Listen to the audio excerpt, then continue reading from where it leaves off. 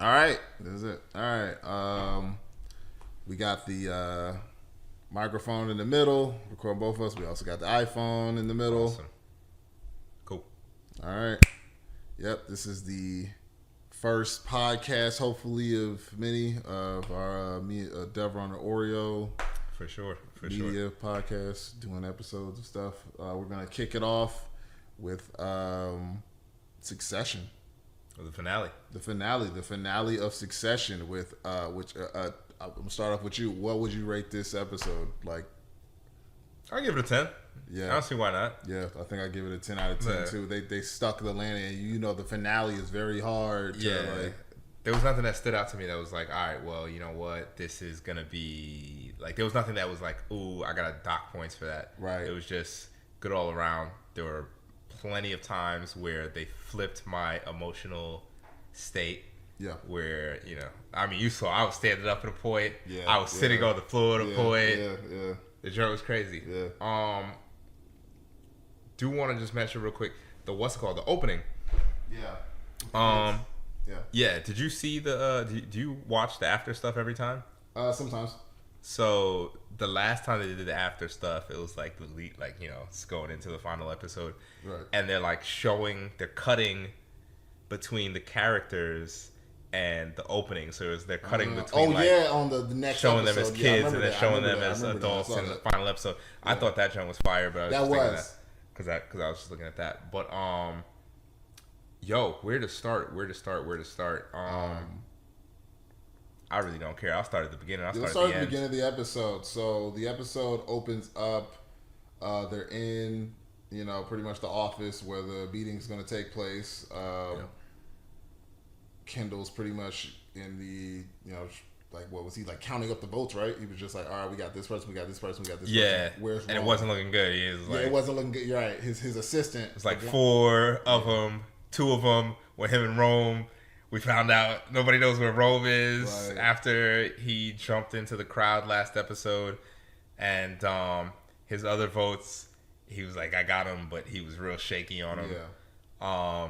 And honestly, later when we actually get to the board, it wasn't that great. It was it was a very close vote. And I was like, y'all were really playing with fire because a lot of these people really just wanted to cash out and be done with it. Like, I thought it was going to be, once they got everything together, it was going to be like a full, like, damn. No. Yeah. Almost everybody except for Kendall, Roman, and Shiv said yes. No. Who's leading the meeting? On my little chart.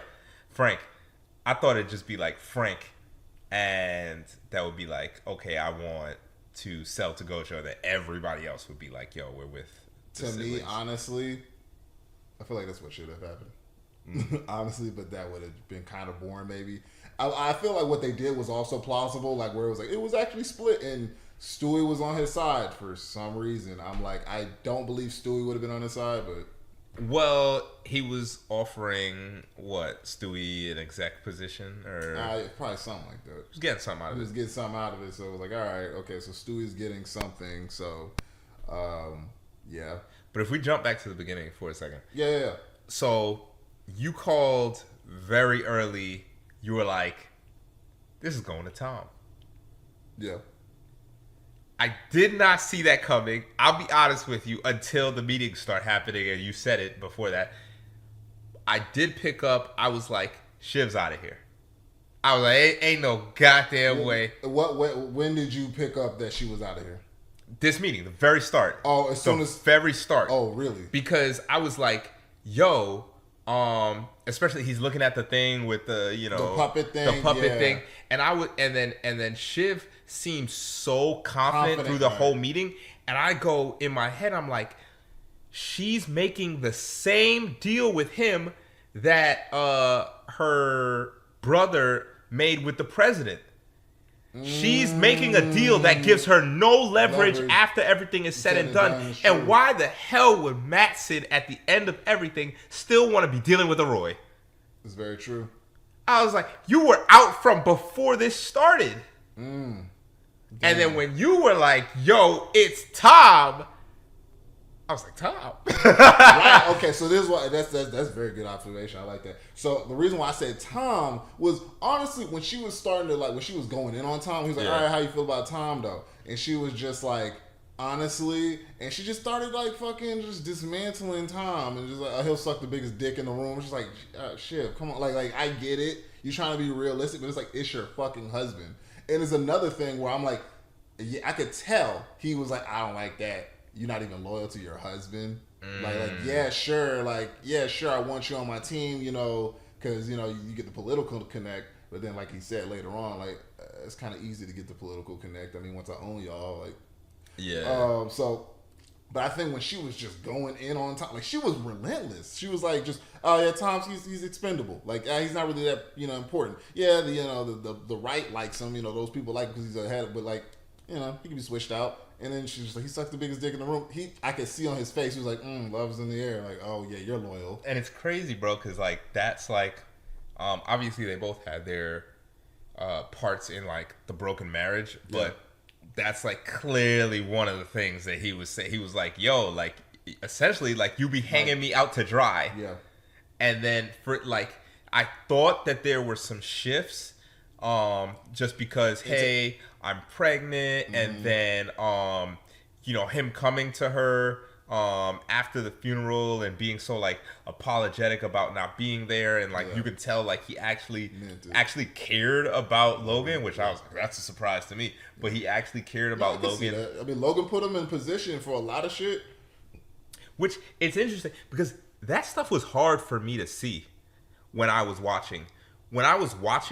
It always felt to me like I couldn't really feel his progression, and I couldn't really feel Greg's progression. It always kind of felt like they were an afterthought and were just allowed in the room. And even though they were progressing, they were dressing nicer, they were getting higher roles, they were being kept around more, it still felt like they were an afterthought because there was always so many more powerful people in the room than them. Yeah. So it was hard for me to make that mental kind of connection there. They're elevating as well. It always felt like they were just elevating just according to happenstance. Because all right, Tom was just head of cruises once he married Shiv. It was all right, we'll make a head of cruises. He's marrying into the family. All right, we'll make him this role. So that way it looks good optically. Then I don't remember what happens, but then it's now he's head of the news, the ATN, and it's and he was like, I'm bringing you along. You're my right hand man. I can trust you to do the dirty stuff for me. And now he's fucking the head of Gojo. And it was always the American division. No, it was always figurehead situations. You're just there so that we have someone there that we can control. We don't actually expect you to do any amazing thing there or any crazy work. We expect the people under you to do that, but we kind of just need you there as a figure. But I guess that is what he's now doing as CEO. He's not a real CEO. He's just someone there to take the blame for the real. And he's never been a real CEO. He's always been that person. Even when they were going down for the fucking ships and cruises shit.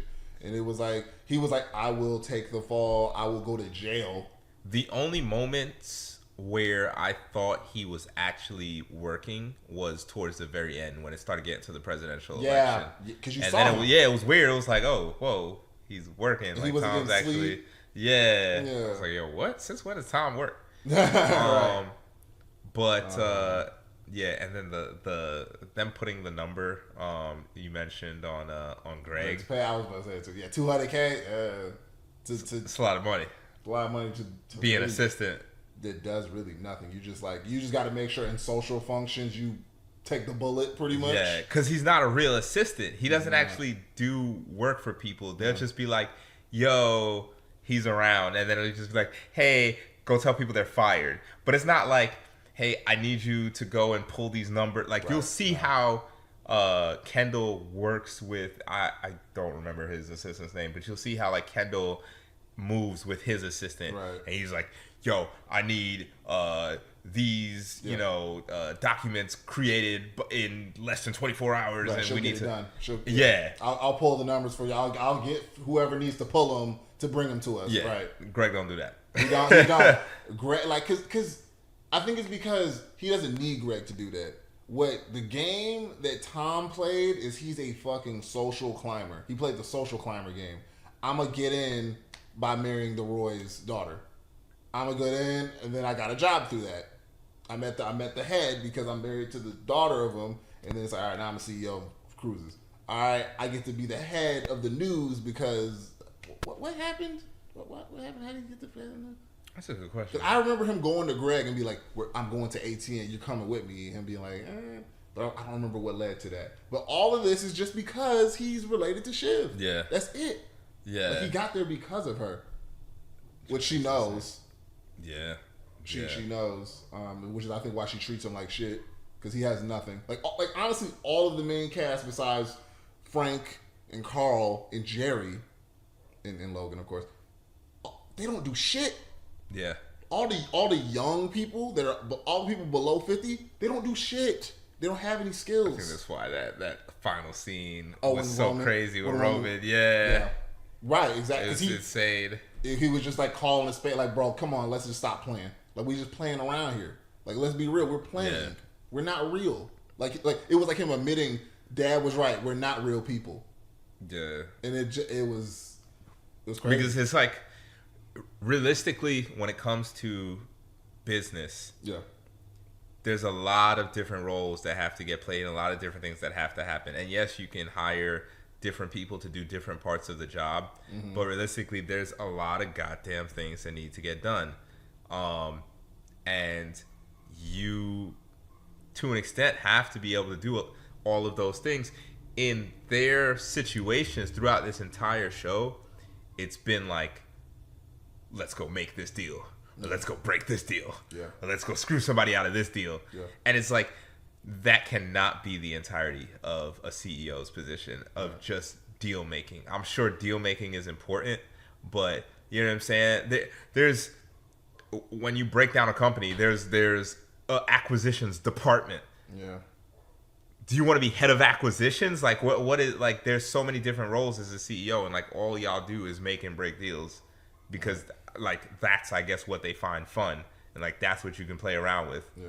You know. Even with the final Gojo deal, just jumping all the way to the end.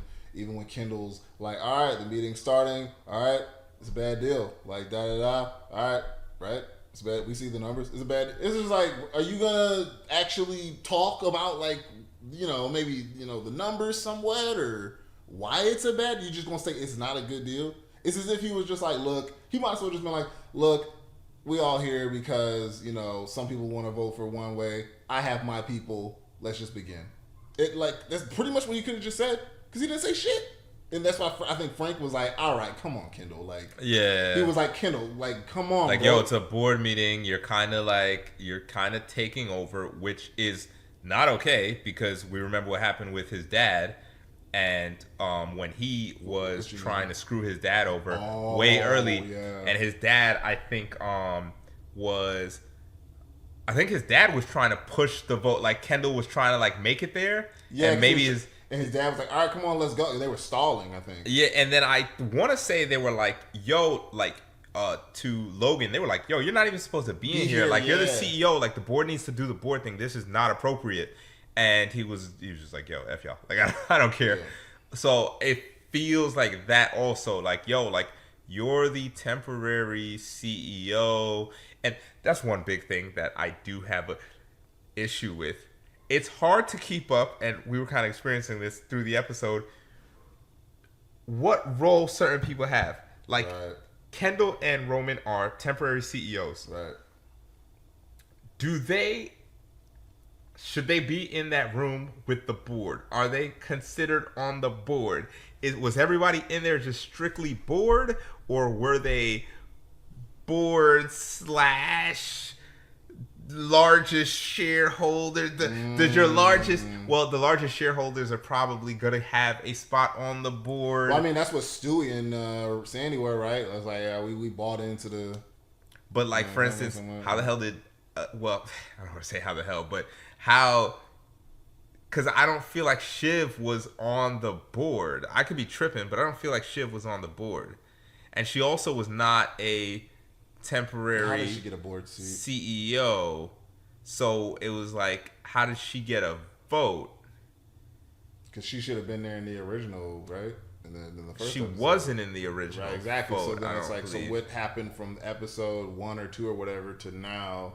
That she got her a seat. Did I miss something I'm where sure Logan gave her a seat on the board? Did he give her for a official position when he was grooming her? Maybe. That's probably what happened. He probably gave her a seat on the board in that process. We probably just, we just never saw the board happen. But there was another board meeting scene though, right? Because I remember thinking like, Kendall just keeps losing these. Was there another one? Second board meeting. Was there another? Was there a second one? Maybe there wasn't. Maybe this is the only other one. It was. It was. Are you thinking about when Tom told Logan and then Logan, I guess, went to the mom? Yeah, maybe that's what I'm thinking of. Because you're right. Because that was a big point at which you're right. Because there couldn't have been. They were trying to gather. Yeah, because there couldn't have been another one because season 1 ends with Kendall killing the dude. Season 2, he's pretty much Logan's lapdog. Season 3, he's coming at Logan, and it's Team Kendall versus Team Logan, and he just burned out easily. And then season 4 is this. So you're right, there wasn't another one because I can't imagine what it would be. So you're right, this is the second board meeting, and that was a huge thing for me too, even back then with that situation, because remember they came together, the siblings came together, and they were like, "Oh, yo, we can flip this on Dad." Right. And I was sitting there like, "Hold on, I'm not even fully understanding how just the 3 of y'all at the end of season 3 can veto your dad." Right. I think to me, that's when I really realized like, oh, y'all are just kids. Oh yeah. That's when I was like, oh, you guys don't know what the hell you're doing. Especially when he was like, why should I stop this deal from going through so that you guys can run like why? And then Roman was like, love. I was like, oh my god. That reminds me of the scene this season where the dad is like, I love y'all, but you are not serious people.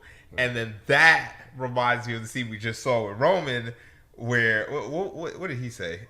He said, we're not real. Oh, we're not real. And it's like, he's essentially just like giving in to like, he's like, yeah, Dad was right. We're not serious people. This is all just like. Yeah. I want to get into that, but let's try to stay in order. So we got to when Shiv was talking to Matsson, and she was pretty much shitting on Tom. Yeah. And I think that's when Matsson officially was like, yeah, I'm not going with this chick. And he was like, Tom is the one. The one, because she pretty much was singing lullabies about Tom in his version of what he wants. Like, oh, he'll do whatever I say. I don't have to worry about him opposing me or trying to, make maneuvers. Yeah. And, maybe also fucking me over. I don't got to worry about him. Yeah, I'll take him. Yeah. So then we get back to Shiv, and then she got a phone call from the mom, and she was like, hey, Shiv, pretty much Roman's over here. He's in rough shape. I'm not good with emotions, as you saw in the second season with Kendall when he went to her. She was like, I'm not good with emotions. You need to come over here and try to work with your brother. And then somehow it gets back to Kendall. Which is crazy because that's a twofold thing also because, oh no, the mom is invested. She is invested because whatever happens, more money does go to her. That's to some extent. I think you're right because Logan she gave up her board seat, right, for the summer house they were in. I think I'm assuming. Yeah, but at the same time, she still has to get money when they sell because they had so much stuff they were trying to figure out when she had her husband and the friend come and try and pitch a deal and all that stuff. And she did want them to keep. I think it's why she was calling Shiv and not Kendall because she's like on Shiv's side. Got you. That makes sense. I thought it was just more so like, you're a woman. You probably that makes no because then Kendall called and she's like, I can't answer any of these questions. Why are you calling me? Type of You're right. She wanted them to sell. That makes perfect sense. Yeah. That makes perfect sense. You're right. So, okay, so then Shiv heads over. She gets there first. Kendall, of course, gets away from Hugo that Roman's over there. Yeah. And then he heads over too, which was crazy that there's like the board meeting was the next day. And they're like, all right, let's go to wherever this is out of the country with our private jets or whatever. Let's just go there tomorrow. Or today for the meeting tomorrow. That was crazy. So they go to the villa or wherever. Shiv gets there first. She's talking to Rome, and Rome's in bad shape. Then Kendall gets there, and then Shiv's kind of like, hey, you coming in red hot on Roman not being there for the meeting, and what's his position? Just chill. Roman's going through some shit. He sees through it like, you don't give a fuck. You're trying to make sure you're doing the play where you're trying to make sure I don't get what I need for the board seat. So and then am I missing something? I don't think so. I will say on that scene, I think that's right. It's I think that remember when the listeners were watching the episode as we're. You remember when I was like, I wanted to talk, but I didn't because I was like, we'll talk about it later. Yeah. And it was kind of about how, essentially, how new to this Shiv is. Yeah. Like, if you're talking about the level of exposure and experience, it goes Kendall, Roman, Shiv. Yeah. And so when I was seeing this stuff play out, and again, at this point, I'm still not sure about the Tom thing, right? That hasn't come on screen yet. Right. But I'm sure that she ain't it because she doesn't have leverage. And right. She's at least like you're right. At least Tom has been in the trenches at least. Tom has at least seen the numbers. He's had to deal with people for years. For 2 years, at least 3 years at ATN, and then he had a couple years in cruises and divisions. So whatever. It's like, he has actual in the blood. Shiv. I don't even want to say Shiv stayed out of it. I want to say Shiv was kind of pushed out of it because she was by Logan. Yeah, by Logan. Because he let Kendall and Roman in at certain points and taking over certain things at certain points, and he eventually let her in, but it was kind of because he felt I always saw the show as kind of Shiv being the slick kind of golden child, but she's a girl. And in the world of Succession, or in the real world too, it's like there's that glass ceiling shit. And I think Logan also is sexist, like she was saying. Oh yeah, for sure. In her speech, he couldn't fit a whole woman in her. But it's interesting though, because I feel similar to you, right? I feel like when you meet everyone, you're like, why is it not Shiv? Right. She's clearly way smarter than all of them. Right. But then when she actually gets in, I can't remember the scene, but it was right here. I was looking for my keys, but yeah. Got you. Right, when she gets in, it was like something happened, and I remember being like, "Oh, Shiv actually is yeah, what happened?" I think was it the season when Logan was grooming her? It might have been. I think she finally like I said, she gets in, and I'm just gonna because I can't remember, but I'll just paraphrase from my mind whatever I can come up with. Right. But essentially, she gets in, and she just doesn't play the cards right when she gets in. Either she's too too happy when she gets the win, or it was something she did where it was you don't have the coldness, not the coldness, but the experience. You don't have the experience. You haven't been in it. Oh man, I gotta go back, but I can skip this thought. But I do remember there was a moment where I was like, oh, you're way smarter than the rest of them, but you have no idea what's going on because you're just now getting the opportunity to get into the business. Right. She just didn't know what was going on like Kendall did. That makes sense. Yeah. Yeah, no, you're right. Like she's very young at this. Like she doesn't really know the internals of. She kind of plays like the outside game, like where she's like, all right, overall, I can kind of give you the optics, especially like being in the political sector. It's like okay, there's some what's it called there? You know what it might have been, and I feel like this might have been was some of Logan's sexism also. I feel like maybe they were in the boardroom. Mm-hmm. Logan is pretty much like, I'm going to, like, you're gonna be it. Like, F the Suns, they're idiots. I'm grooming you. You're gonna be the CEO. Mm-hmm. She gets into the boardroom after all this big up talk, like, oh, I'm gonna make you this, I'm gonna do this, I'm gonna do this. Mm-hmm. And she starts to voice her opinions and ideas. And I feel like in that scene, like, Logan is like, yo, stop. Like, like, you're like, you do not need to be talking in here, and like completely shuts her down from having any type of like word in the conversation. Right. And then she kind of just like shudders under that as well.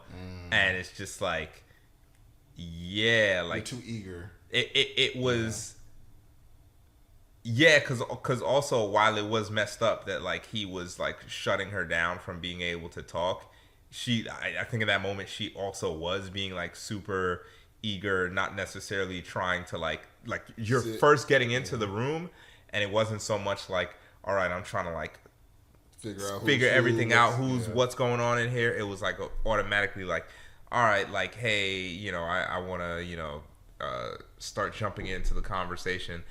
And so just messed up like from all different angles. And yeah, I think at that point, yeah, that's when I was kind of like, oh, this is like how I picture it being for Kendall or Roman, probably more so Kendall, but like as a kid, like, hey, I'm letting you into the boardroom as a, or let's take it a little further. Like, let's say like you're a little older, maybe like you're in college or whatever. Like, I picture him first getting in there and being able to be like, oh, I think this at like 20. Just cause I'm like, I want to make sure we get on certain scenes. That's important. Yeah. I don't want it to pass by. Yeah. The conversation between Madsen and Tom, huge. But yeah, I feel like that's something that probably happened to Kendall at like between like 18 to like 20 something, right? Like he comes in, he thinks, oh, yo, I'm the son of the CEO. New ideas. Yeah, like I'm in college now, or I'm out of college now, and you know, they're talking about real business, and he's coming in talking whatever he thinks the answers are, and he gets shut down.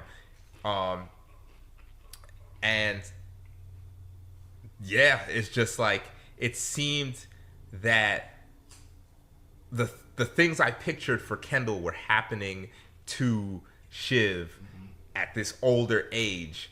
And so it was kind of just like, oh, like, you really have not been allowed in this boardroom, and you do not have the experience to go alongside your intelligence, and that puts you at a disadvantage. And you know, it's crazy because it's like, kind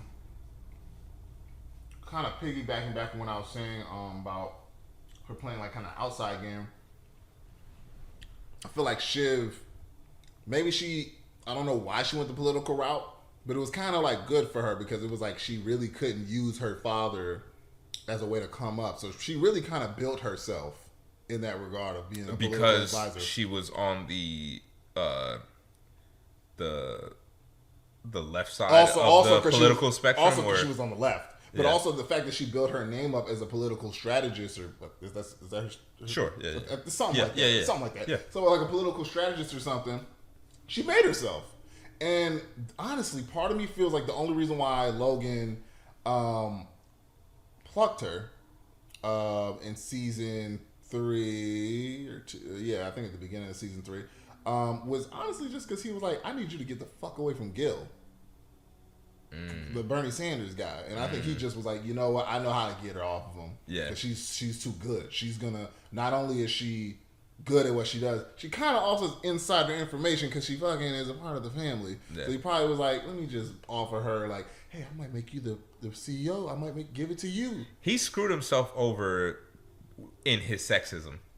Like, because he was sexist and discluded her. She was the strongest candidate. She was the most intelligent out of his kids. And because he was sexist, he, as she said, couldn't fathom a whole woman. Right. And like he screwed himself out of the best possible successor outside of the fact that she was liberal and he was Republican / racist. I think that also probably has something to do with it too. Like, she's a woman and she doesn't align with my views. Oh hell no! But it's like, but that's what made her strong.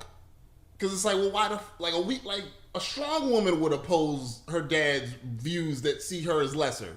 Yep. Like, you made a strong woman. Like, and yet he's like, she doesn't believe my views and she's a woman. And I agree with you. She probably was the best candidate. She just didn't have experience. Yeah. She didn't have experience that she was a little too full of herself or too confident. Where it's like, that might have been different also if she was allowed into the board, or not boardroom, but into the boardroom. No, the boardroom. Yeah, if she was allowed into the boardroom, then that might have been different for her. I think that a lot of her behaviors were because of being excluded through the whole thing. Because now she is playing catch up. She is. So it's like at the end of the game. Yeah. So at the end of the game. Yeah. Because it's like we're looking at this and it's like, oh, it's over the course of a couple of years or whatever. But it's the end of the game, and so she essentially is like having to be a little, to jump in a little bit more than she would have had to if she'd been in there for a decade or 15 years or whatever. She's having to be more, make herself bigger, all these type of things. From the perspective of the boardroom is mostly a bunch of old white men, and from the perspective of like I have to make y'all see me like y'all see my brothers. Right. So yeah. And I was gonna add on to that. I thought it was interesting also how it's like once she started tie back to the season and the episode, how once she saw like, oh, y'all are boxing me out. You and Kendall and Rome, y'all aren't including me on details. Y'all aren't telling me what the plan is. And she officially made that decision. Like once Matsson opened the door and made that, like, oh hey, I might need you, to be my little political assistant. Yeah. She was like, fuck it. Y'all are icing me out. Let me just go ahead and go with Matsson. Let me do my political maneuvering that I'm good at. And I think it's so interesting that like she was able to use her skill set of political maneuvering to kind of weasel her way to possibly getting the CEO position. What's crazy about that is that essentially is again just the setup and the furthering of her father's sexism. He set it up to where, again, I'm bringing my boys in, I'm leaving the girl out. Right. And so now, when you get later into it, and he still hasn't really let Shiv in. She doesn't have position. Not at all. But her husband has position. Yeah. So he finally lets her in, but she doesn't really have position. So now when you go to the board and you say, okay, we want to be temporary CEOs, the only option was Roman and Kendall, because it was like, okay, well, Kendall has been in this. Roman was just given a position a little while ago, like COO or something. And it's like, Shiv, you haven't really been in the company. We can't. Yeah. Any other pairing doesn't really make sense. Right. Now, if Logan had done it differently and let her in, they could have said the best pairing is Kendall and Shiv, or they might have been able to at that point look, okay, if we're gonna choose one, where do we go? They weren't just going to let it be one person because it was like the three of them are having trust issues at that point. Yeah. And then it couldn't be Shiv because she had no experience in the company. So it's like set up by the father. And now when they're making the decision, which realistically made the most sense and was the most likely to garner a backing, she's looking at them like they're the enemies and they're shutting me out. And it's like, this has been set up for years. Mm-hmm. This has been set up for years. Mm-hmm. It was just like, fuck it. I'm tired of this shit. Yeah. But yeah. But let's tie it back into the episode. Let's get back. Let's get back because I mean I feel like we gave some good stuff, but it's like we got a little for sure. Get Sasha. Shiv is a very interesting character. Yeah, especially as we get towards the end of this episode. Yeah, I feel like we got a little more series encompassing. Let's get more like episode. So what were we like? So they went to kind of like get Roman, you know, see where he's at head wise. Where so I think we're at the part where he was at the bar and she was at the bar and then like Kendall was making a drink and he was like trying to big up his position like hey we got this person and Shiv's pretty much like F out of here. Yeah, I don't got shit. Yeah, like we won, bro. Like you got 4 people maybe. It's 8-4. Like you're losing. Yeah, and it felt like Kendall kind of was like shit. Like yeah, she's right. Then what happens after that? And maybe that's why when the mom was like, y'all should stay, why he actually was just like, man, F it. Because, like, to an extent, he was like, I don't know how much more I could pull from somewhere else. Like, right. I'm doing as much as I can. Yeah, They shot, yeah. So, yeah, then they transition to this scene. Tom and Matsson. I think this was next. So yeah, Tom and Matsson are talking, and Matsson's pretty much just like, "Hey, bro, yeah, let's get into this conversation he's having with him because I forgot even the wife shit. Oh my, that was crazy." And, okay, so he pretty much is like, "Hey, Tom, I just want to talk to you, get to know you." Because at first we saw him hanging out with Matsson at the art gallery or whatever, and then Tom's being a kiss ass, of course, as usual. But it's as if Matsson was like trying to see how much of a kiss ass he was, and how much he didn't have an opinion. Yeah, he was like, "Hey, what do you think about this art? It's colorful," and it's like, okay, yeah, you don't have opinions about shit. You just care about what I care. Okay, cool. Yeah. So it's like, and then he pulls Greg over and he's like, "Hey, what did I say was that crazy?" And Greg's like, I mean, I think it plays well." And then he's like, "Hey, look, like you're supposed to be the dude that comes in when I look stupid socially. You're supposed to." Bomb yourself and look even more stupid so they're not thinking about me. And, that's when Greg kind of makes it clear, like, I have a little play too. Like, hey, man, Matsson kind of likes me. I've been drinking and shit and going out with them on weekends and shit. So then we jump to this scene where Matsson's now got Tom one-on-one. He's like, hey, so look, man, I think I don't want to give it to Shiv. As you know, she's, online at BC. I don't want to give it to Shiv. She's, got too many ideas and stuff. I don't feel like dealing with someone who's going to talk back. I'm thinking about maybe giving it to you. Not only because, I think, this will work, but also because I want to fuck Shiv Slick. Like, I think we have some chemistry that I like her. Can you goddamn imagine? Can you imagine? Bro, and the way it panned over to Tom, it was as if Tom was like... You see the soul leaving his goddamn body. It was as if you could see him processing, like when the computer's color wheel is spinning or the logo. It was like he was. My brother was buffering, yo.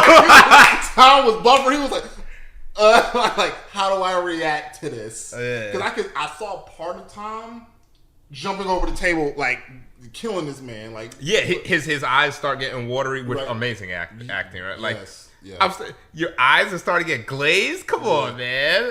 Come on, that's great. It was as if you could tell he was like, you motherfucker. But then it was like, it's like you said, it stopped glazing. And he was like, I have to come back to reality of who I've decided to be. Yeah. Do I want this or do I want, like, dignity? And it's so crazy because, again, you want the final episode to be, like, the best episode. But for them to do things that actually, like, for it to actually pan out and be like the best episode, when he gets that, like, yo, this man is talking about your wife in that way, and simultaneously offering you everything you've ever wanted, and now Tom, the person who will, eat, the goddamn crumbs off of the billionaire shoe, whatever he can get, is now having to decide between. He's been deciding between his dignity and climbing the social ladder and the financial ladder this entire show and his whole life. But for them to really create the ultimate choice between the two, not just on a complete disrespect level where it's like, this is your wife. It's also, we know Tom only cares about two things: his career, and we know he actually loves Shiv. Like, he actually does care about Shiv. He loves her. Yeah, bro. It's like, damn, he gave you both. Like, he gave you the career shit that you love, but at the expense of like I have not a doubt in my mind that he might approach Tom and be like, yo, let me talk to Shiv for a second. You need to leave the room, and let me do my thing with it. You know what I'm saying? I would not. It's just sad to me because I want, like, you have to wonder, would it have been possible to go, yo, you're not finna disrespect me at this table, you're not finna disrespect my wife at this table, but let's continue to talk business. And for Matsson to have been like, cool, and actually roll with that? Or is it that the second you say that, Matsson knows, I can't roll with you, I can't trust you, so on and so forth. Right. It's such it's like you either a dog for real, or you like it kind of, maybe that was a test. Maybe he was like, how far can I push this motherfucker and he will eat shit? But then that's why I'm questioning. I'm like, is the test black and white? Is it a yes or no question of, do you want to be a CEO or not? Or is there gray area of, yo, here's my limit, I will be your dog, but here is my limit? And that's what I wonder. To see what his limit was? Right. Of like, hey, if you show me like you don't rock with me and you rock with your wife and you rock with the Roys, then I know I can't use you. But if you just show me, hey, look, not even rock with them, just kind of have some dignity. No. Well, in this situation, I mean, like, if he shows that he is really a Roy, quote unquote, then I can't have you as the CEO. But if you show me, hey, I'm not a Roy, but there's a certain level of respect you're going to have for me and my family, I wonder if that's enough for Matsson to go, okay, I just pushed a little too far, but I still need Tom. Or if it's, you answered the question wrong, I'm going to someone else. Because he was checking with other people to be CEO. You're right, he was. And it makes sense. It makes things a little smoother internally if he would have just stuck with Tom. So damn, that's a good question. I don't know. I don't know. Because you're not doing that to me. Bro, I'd rather die. I immediately started thinking like, what would I do? And I'm like, oh hell nah, bro. You're not gonna talk to me like that. Even we're not built like Tom in that sense of like we gonna eat shit. Like all the shit, like go to jail for a company? Nah. Yeah. Like we ain't gonna do all that. But Tom's a different type of beast where he will. So I'm like, I can see him do it. It makes sense for him. But I'm just like, I didn't know. And it's funny because we talked about Tom, and I think I had asked you a question on the last episode or something where I was like, is there any part of you that respects Tom from being able to get so high through these means? And you said no. And now that this episode has come on, I think I'm with you, dog. I think I'm with you. Because that was a little too much. That was too much. It was too much. It was like it was hard to watch. It was hard. It was so hard to watch. Like I was saying, that buffering. Like we joking, but it was the true moment of like, are you really who you said you? Are you really the social climber for real, or do you got some dignity in you? You know, it goes back to that scene where Greg was just like, who needs a soul? You know, the soul's overrated. When he was saying, let's go to it's as if he really doesn't have a soul. It was like he left, like you said, his soul left his body. Like shit, And again, just like on how good that acting was, because I feel like in life there are moments where people say crazy things to you or people disrespect you, and it takes a while for you to, you're like, yo, what they just said? Like you got to figure out what just came out of somebody's mouth. I felt it was so well done. I was like, God damn. Yeah. One thing about this show, the acting is top people can act. Yeah. Showing is crazy. Yeah, man, it was top notch scene. Tom, whatever the actor's name is, he killed it. He's amazing. Let's go to the scene where we're looking at right now. Where yeah, for sure. Matsson takes his right hand to the bar, and they're talking in whatever the language is. And Greg hops over because he's trying to get some intel. He's making plays, and they start talking in their language because like, all right, we don't need this nigga to know.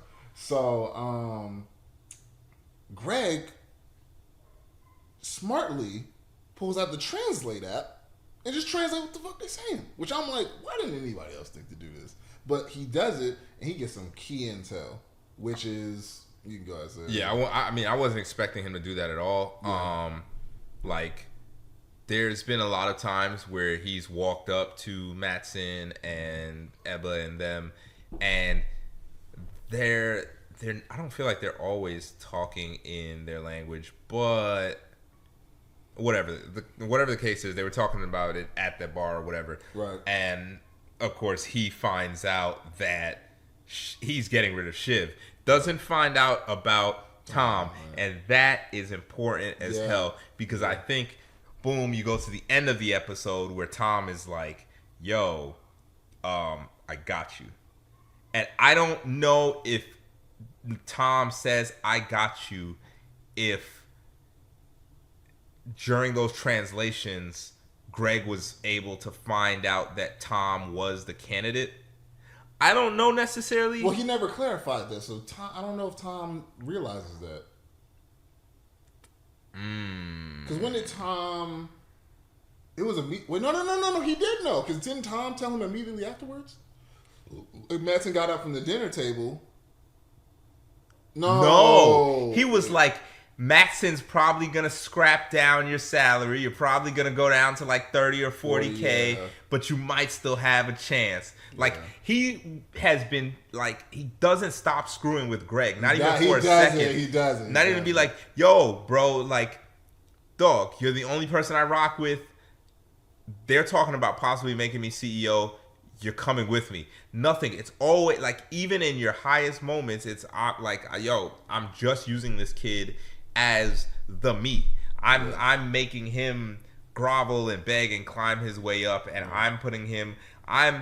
All the things that I feel like I'm going through, I'm putting on this kid to make me feel like, good or whatever. I think he realized he needs Greg because he needs to put that off on someone, or he's gonna fucking kill himself or some shit. Like, he can't probably just sit with all that stuff. He's like you said, he's got to put it on Greg. Yeah, it's like, okay, powerful people do this to me, but I am more powerful than other people, and I do that to them. Right. So it's just a chain of events, and as long as you're not at the very bottom, it's fine. Yeah. But it's like human centipede. But it's like, dog, I don't know, because even Greg not dealing with. And maybe it's because he a Roy, but even Greg not dealing with a lot of the stuff you dealing with, dog. Yeah. I thought you were saying something else. Yeah. Oh, what did you think I was saying? I thought you were saying Greg can only take so much. Oh, well, it's true now. We know now. Right. Let's wait till we get to that scene, though, because that was an amazing scene. Because I have a question about that scene. But anyway, let's get back on track. So Tom handles this shit, gets all this shit.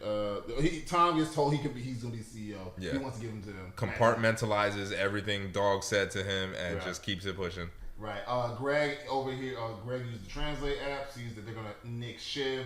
So now we cut back to the Roys, the kids. And they're having dinner, and their mom, pretty much her husband is he's a social climber too. Yeah. He's another person that married in for the name and to get closer to So he comes in and he's doing this business proposal and shit with his business partner, and they're just like, okay, hey kids, I know everybody's about to make a bunch of money next week. What's going on? Right, exactly. Like, I got this new business venture I want y'all to hear about. So that's when Kendall gets the call from Greg, and Greg's like, yo, like, hey, I got some news for you, but I need to be assured that I got a position after y'all win, if y'all can win, because this is going to shift everything. And he tells him, yeah, Shiv's going to get nixed. Which I was kind of like, all right, well, yeah, I mean, I remember in that scene, I was like, man, Greg has come so far. Yeah. I was like, damn, like the fact that he was able to get this intel. He's no longer clinging to one person. Right. He's like, all right, I'm going to make moves. He's making his own moves. Yeah. Outside of Tom. Yeah. You know. Still someone who is new to the game and naive, because just like Shiv and Roman before her, he's making deals without holding on to leverage. And I'm like, every time I see somebody in this show make a deal without and not think about leverage after Roman, I'm like, come on. Yeah. Yeah, and that scene with, like, talking about last week's episode, that was painful. Yeah. Where it was like how he just lost it all just because he was mourning his dad. Like, anyway, going back to this episode. So, yeah, we're looking at it now. They're trying to do the business proposal. And but, yeah, man. I was kind of proud of Greg, but also kind of like, you're a slimy motherfucker. Like, oh, my God. But you have to look at it from the perspective of he didn't know it was Tom. Yeah, that's true. He didn't know it was Tom. And then on top of that, he thought he was finding out something completely, like, separate to this meeting. Like, he thought you know what I'm saying, golden goddamn information. He didn't even realize that Tom had the information before him. So he thinks he's the top dog of information right now, which he slick is. But am I gonna lose my thought? He's the top dog of information. I did. Oh, I think you were like, maybe around who he was going to or whatever. Slimy. You said he was slimy. He didn't know it was Tom, and then you have the people you can go to with this information are Tom, Shiv, and Kendall. He would not go to Shiv. Yeah, their bridges have been burned in the last episode, right? The second to last episode with a third with the political race. And so, if anything, Kendall is who he's been going to with information recently, anyway. And he's had a relationship with Kendall too this whole series, somewhat with making deals with him and stuff. Yeah, but yeah, go ahead. And so that's happening, and then it's something that is bad for Shiv, and he just recently was screwing over Shiv anyway. Right, exactly. So it just falls in place of like, all right, this is exactly where it would go. Right. And again, like, instead of Tom being like, hey, I'm going to treat you good, come with me, he's not really giving Greg much choice because he's withholding information. He's treating him like crap. He's telling him, oh, they're going to scrap you just for kicks. You know what I'm saying? Like, he's perpetuating the things that are happening to him. And he's pushing this kid away. Yeah, he is. And, honestly, man, there's a. I'm gonna get a little off track of this episode, but there was that quote in I think last season where I think either the mom or I think it was the mom, and she was saying like Logan would have a dog. He always keeps a dog around just to see how much he can kick it and it comes back. And I feel like that is a constant in all of these relationships. Yeah, with everybody, like with Shiv and Tom, with Tom and Greg, with Logan and the kids. It's just, man, it's just so many relationships where they're just abusive to this person that needs them, maybe also cares about them, and they just. Because they was halfway through this episode, they was watching that video of their dad like little puppies. They were. Oh my God, they were. Yeah.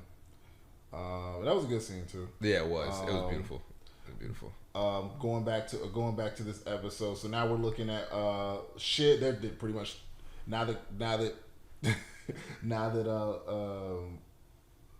Kendall has that information from Greg. He goes and tells Shiv. She's like, "Get the fuck out of here!" No, right. And she's pretty much tapping into all her information webs, and they're like, "Hey, what's going on?" And then she can't get in touch with Madsen. He's iced her out. She's pretty much slowly figuring it out. Oh shit! Yeah, I'm not on this document saying that I'm gonna be the CEO.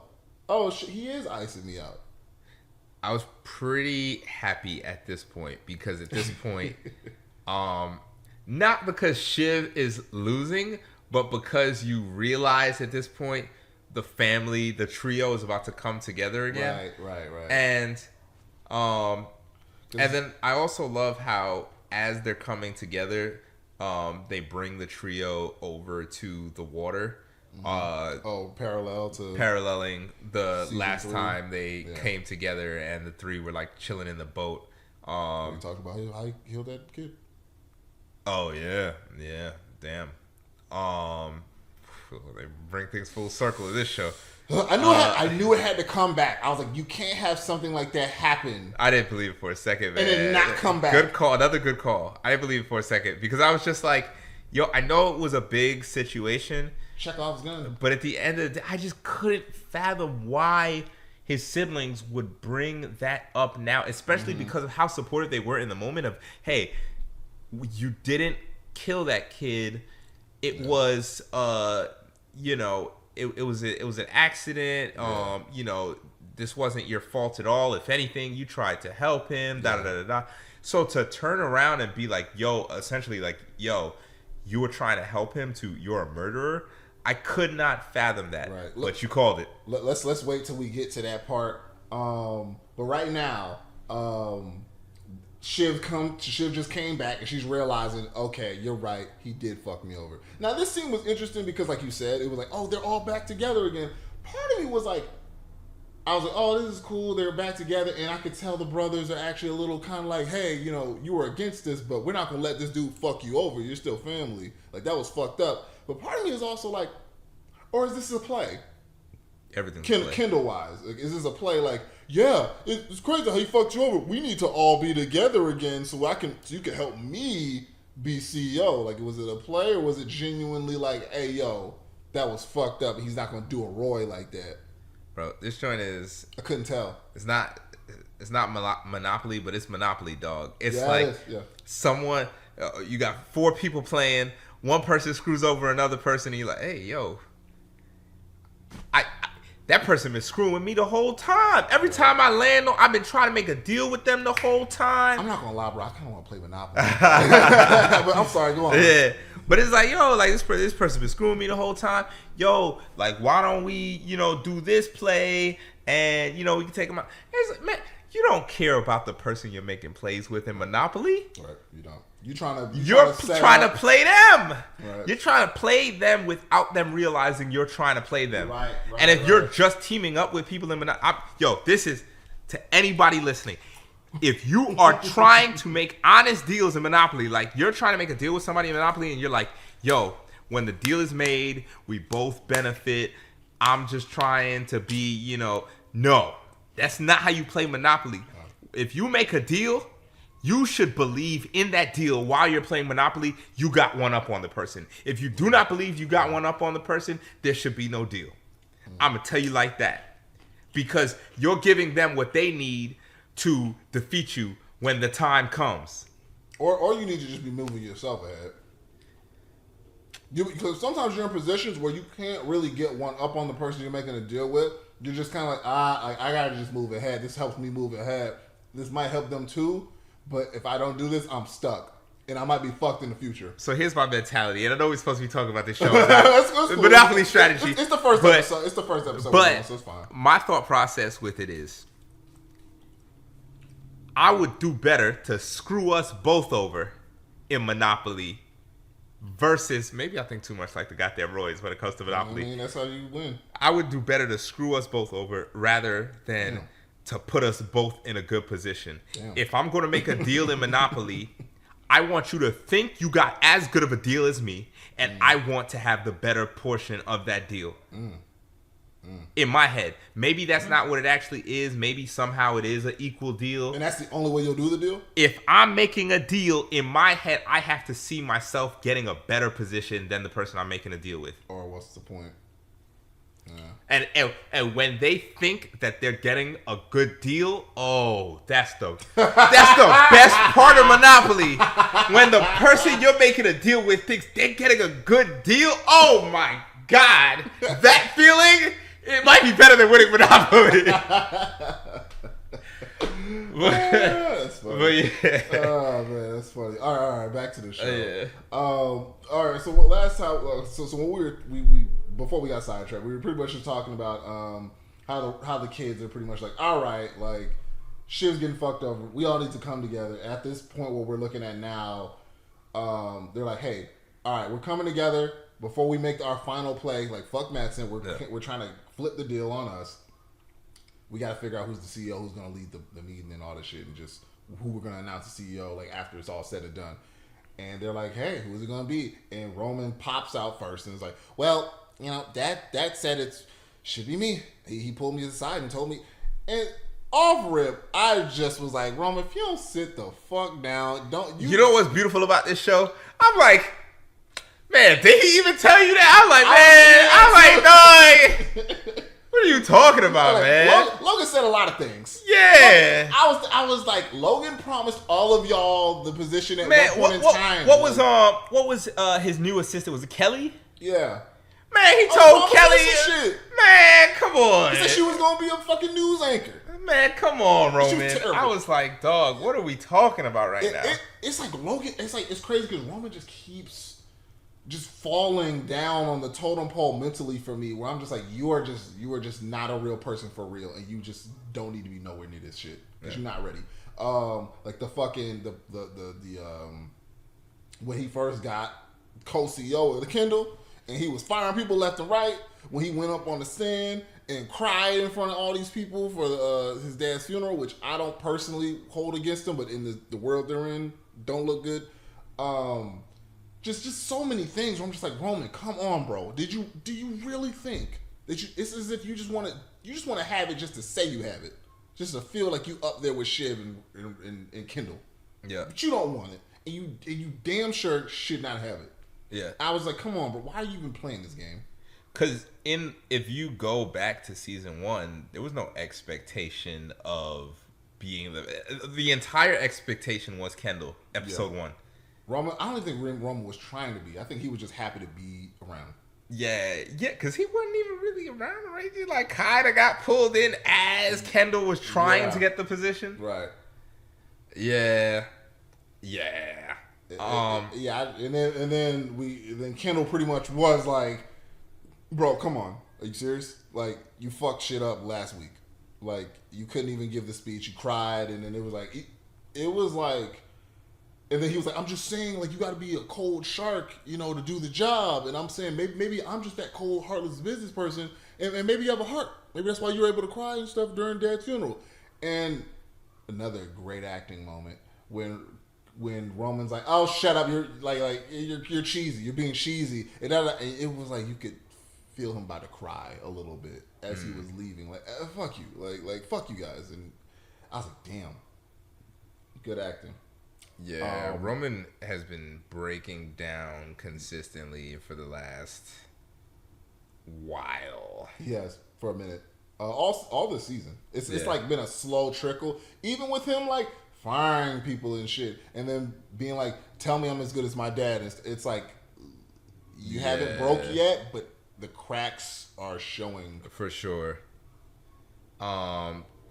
Then we move on to the water scenes. Again, I just love the parallels, especially because, again, like we talked about watching the after the show commentary, and I want to say in like the commentary that they kind of said something to the effect of the scene where they're in the boat is so powerful because you really don't get to see the three siblings like together and like, you know, like essentially working together. It's true. And if they did work together, they would be so much more powerful.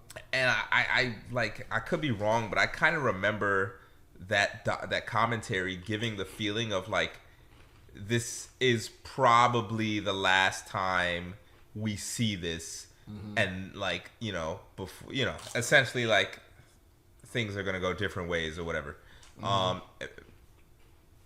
Again, I can't remember if anything like that was actually said, but I feel like I get the feeling there was some point where essentially they were saying the boat was probably, maybe it was looking back on the boat or something and being like after they split and went their separate ways, like, yo, like the boat was a beautiful moment because kind of everybody's going their separate ways, and so it's dope to see them all together at one time. You talking about the boat where they found out Logan died?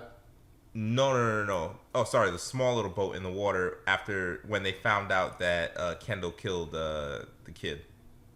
I thought they were on the shore when they found that out. I feel like they climbed into a little like gondola.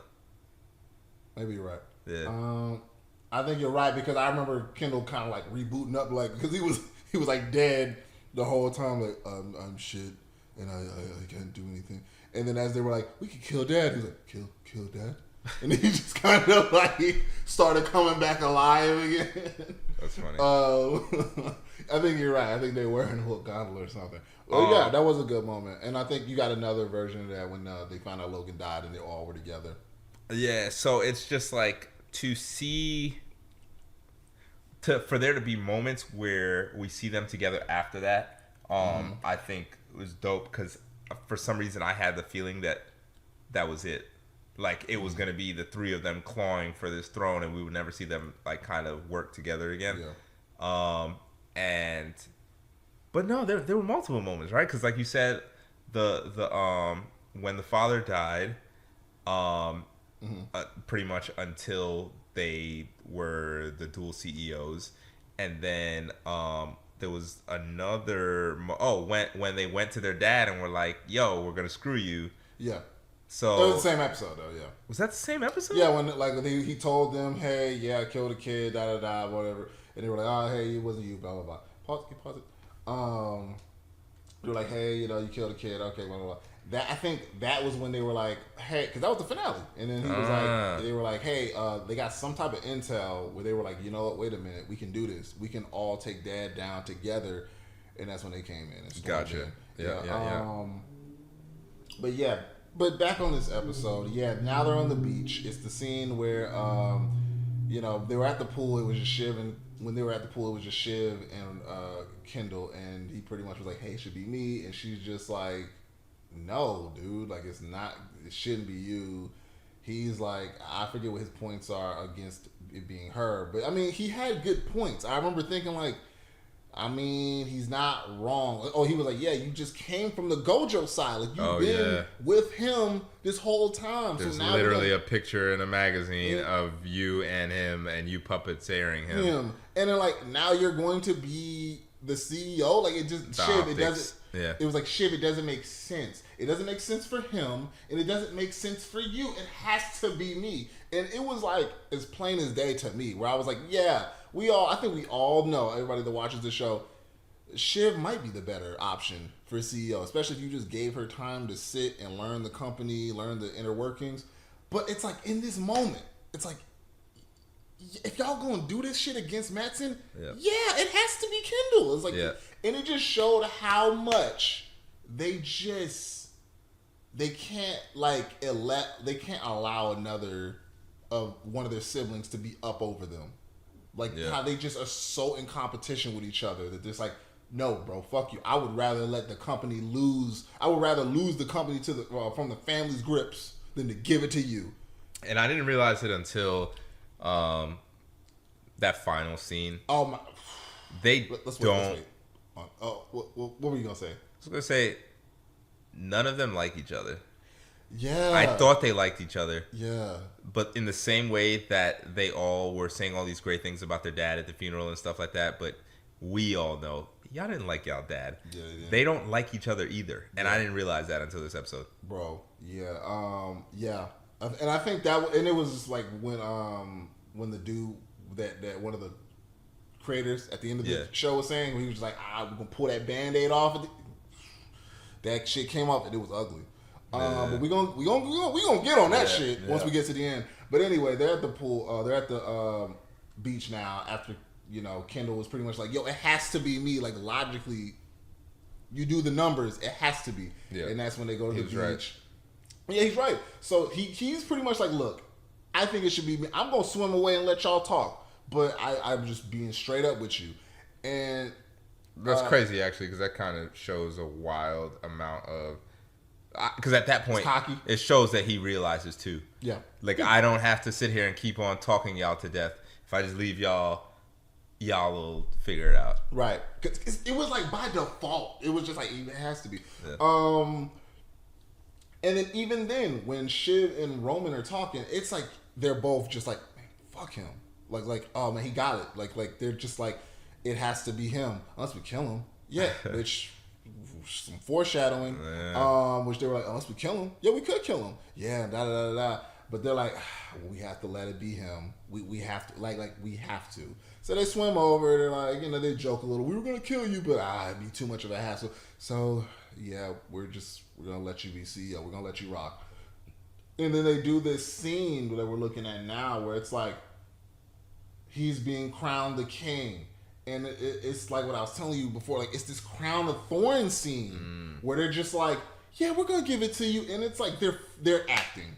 This whole time they're acting. They're just like, yeah, we want you to have it. So I don't think they're acting.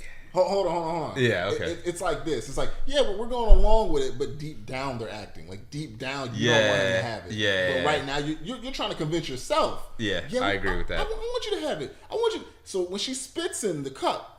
Part of it's this joke, which is such beautiful, great writing. It's like part of it's a joke, but then part of it's real. Like part of it's like, hey, we're this is the game we're playing. We all know that we all want it, and you got it. Ha. We hate you. Ha.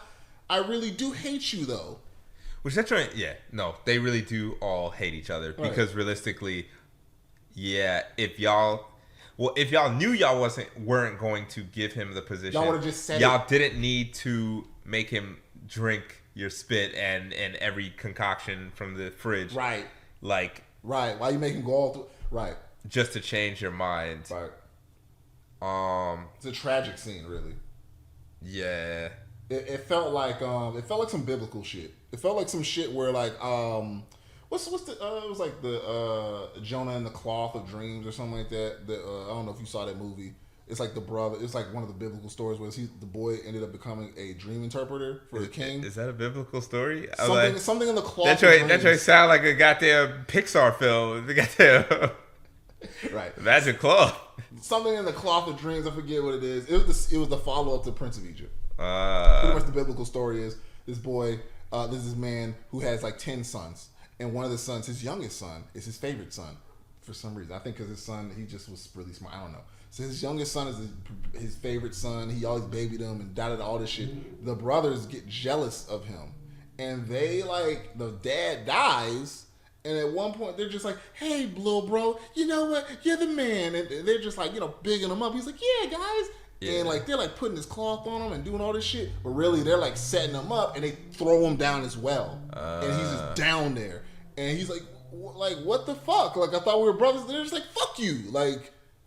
Dad always, kissed your ass. You think you're so great and shit. Nah. Like, you just gonna stay down there. And I think they sold him. Eventually, when he came out, they sold him into slavery.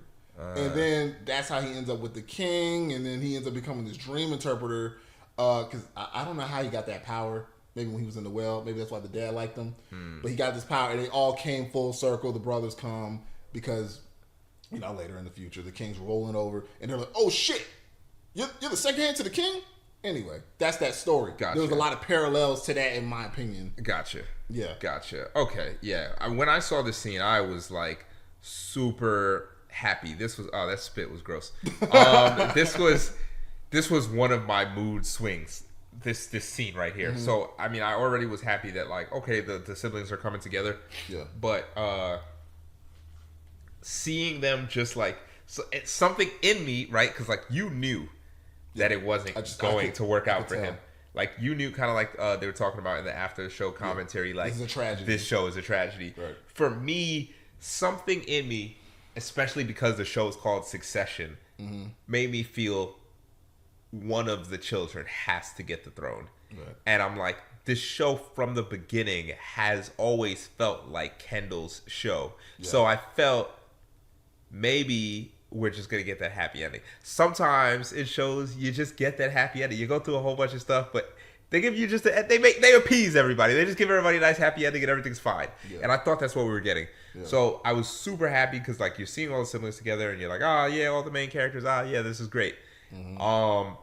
And then the next scene, they're coming off the plane and they're all like making the business calls together. Yeah. It's like, yo, y'all are being cohesive. This is great. Like, it's not important who runs the company. Right. Like, y'all all have billions of dollars. Who cares, actually? Right. Like, honestly. Let whoever wants to do what they want to do what they want to do. And the rest of y'all, like, can still help that person when they need help. And when not, you go do your own thing. And you know what's even funnier? Like the irony that kind of plays into this more also was the Gojo deal with Shiv, where it's like, oh, you'll be the CEO. Oh, the CEO is just a puppet. They're just, it's like you just said, like it doesn't fucking matter. Like it's just a name. Yeah. They just want it off of principle. Yeah, it's crazy. It's like, they're playing a game the whole time, but it's like some of this stuff just doesn't stick like it sticks until this episode. Yeah. Like, they're playing a game, but when you see this episode, you're like, y'all are really playing a goddamn, like y'all are playing Monopoly for lack of a better. People. Yeah, like y'all are literally not real people. Y'all are just playing a game. And damn, I'm like, which makes me go and think like, damn, did the dad want one of you to succeed him or not? Like, yeah, I think it was Roman that was like, yeah, I don't think he wanted any of us. Right. And I'm just like, I don't know. I'll be 100% honest. I don't know if he wanted one of them to succeed or not. I can't either. And part of me is like, well, he did have Kendall written down in his will at one point. Like I guess that will was before the show started or when the show started. But it's like he did write Kendall in at one point. So I'm like, maybe he did. But maybe this whole show showed why he didn't want them. Yeah. Like maybe this whole show was them ruining their chance of succession. Maybe that's why it's called Succession. Maybe that's why. Then you got goddamn Connor. Oh yeah, let's go ahead and get into Connor real quick. Man. They had to give him a scene. They had to. Oh yeah. It's just so funny because like Connor doesn't like he's not in those board meetings. Like he doesn't even have look how they're all dressed and look how he's dressed. They're all in black and suits and ties and shit, and he's like in a sweater. It's colorful. Find it so funny. Like you would think it'd be like, all right, well Connor's kind of on the outside, but he still has like a role on the board or whatever, and it's just like. Or you would think he would be like Ewing somewhat, where he's like, I'm completely out of this shit and I don't care. Like I'm the one that's kind of more at peace. Yeah. Because if there's a vote, I come in, but other than that, I'm not with this. But it's like he doesn't even get a vote. Like he's just completely ostracized from any type of inclusion. So when this show, in the opening credits, I don't know if you see this, but Will Ferrell is one of the producers. Once I saw that in the first season, I could not stop seeing him in Connor. You think Connor's character is based on Will Ferrell? No, I see bits of Will Ferrell bits in there. Like you watch Step Brothers, right? I actually don't like that genre of movie. You don't? You told me this. Yes. Anyway, I just see crumbs of Will Ferrell-esque-ness in Connor, where I'm just like, yeah, you're this goofy dude who's like having these stupid moments that don't matter. Yeah. But it's like, it is comic relief. And I'm just like, yeah. But that's who Connor is, man. He's just, he's really just there, to bring levity when it gets too serious, I guess. Yeah. Well, we can't say he did finally get the house. He did get the house. Because the deal closed. He bought off Marsha for what was it, 20 mil? Or 200 like 60 mil, I want to say. I think she said 60 mil. I mean, at this point, I don't think he has it. But once the deal they're closes. auctioning shit off, Yeah, well, I mean, it's just the stuff inside. But the actual building, I think he had to wait until the deal closed to get the money to be able to buy the house. Oh, you're right. Yeah. Well, now you got it. Yeah, no, it's his now. Marsha came up big. Oh, for sure. Marsha came up big. And then she got her son a job, too. Yeah, she came up big. I think because her son was like an animator or something. She was like, she got him a job there. Yeah. Anyway. It's crazy because the reality of the show is that everybody in this show, once that deal closed, came up huge. Right. Huge. Nobody. Jerry was still there in the end, even though she wasn't. Roman didn't want her in the room or whatever. Right. Everyone was still there. Everyone made it to the end. Yeah. And the deal closed, and everyone got banked. Way richer. Yeah, everybody got way richer. So for this show to make you feel bad for people, it's crazy. It's crazy. It's crazy. It is crazy. You're absolutely right, because I remember thinking like, damn, this is crazy at the end. But then when you were like, they all got richer, I was like, oh yeah, I don't feel bad for them. And I remember just kind of being like, man, I'm not rooting for anyone really. Yeah. Like I don't really care. I just want to see what happens. Kind of what Logan said. I don't remember what season it was, but he was like, man, I've seen it all. in this country, and like I just don't really care no more. The only thing I care about is what happens next. Like I just have fun watching the evolution of shit, and it feels like that is how I feel with this show. Like I don't really have a side. I just want to see what happens next. But to get back to the episode, so now they've knighted Kendall or whatever. So now they came back. You said all this stuff. Yeah. So now they're back at the house. Connor is pretty much auctioning off, some of the stuff in the house, and he also told them about this video that he has of their dad Logan, talking to all the people at the top of the board like Jerry and Frank and Carl, and also his girl. I forget what her name is. And it's a touching moment. They're watching this video of their dad, recite, what was it, the presidential candidates or something like that. Yeah, and presidential candidates, and everybody's doing their thing. Jerry recites something. Even Connor does something. Connor does what was it? It was I'm a little teapot, but as Logan as the teapot, which actually was pretty good. I was like, how's Connor gonna keep up with them? But he did a good job being Logan as a teapot. And honestly, and to take it outside of the show, I think his name is Brian Cox. I think that's Logan Roy's. That sounds right. Name.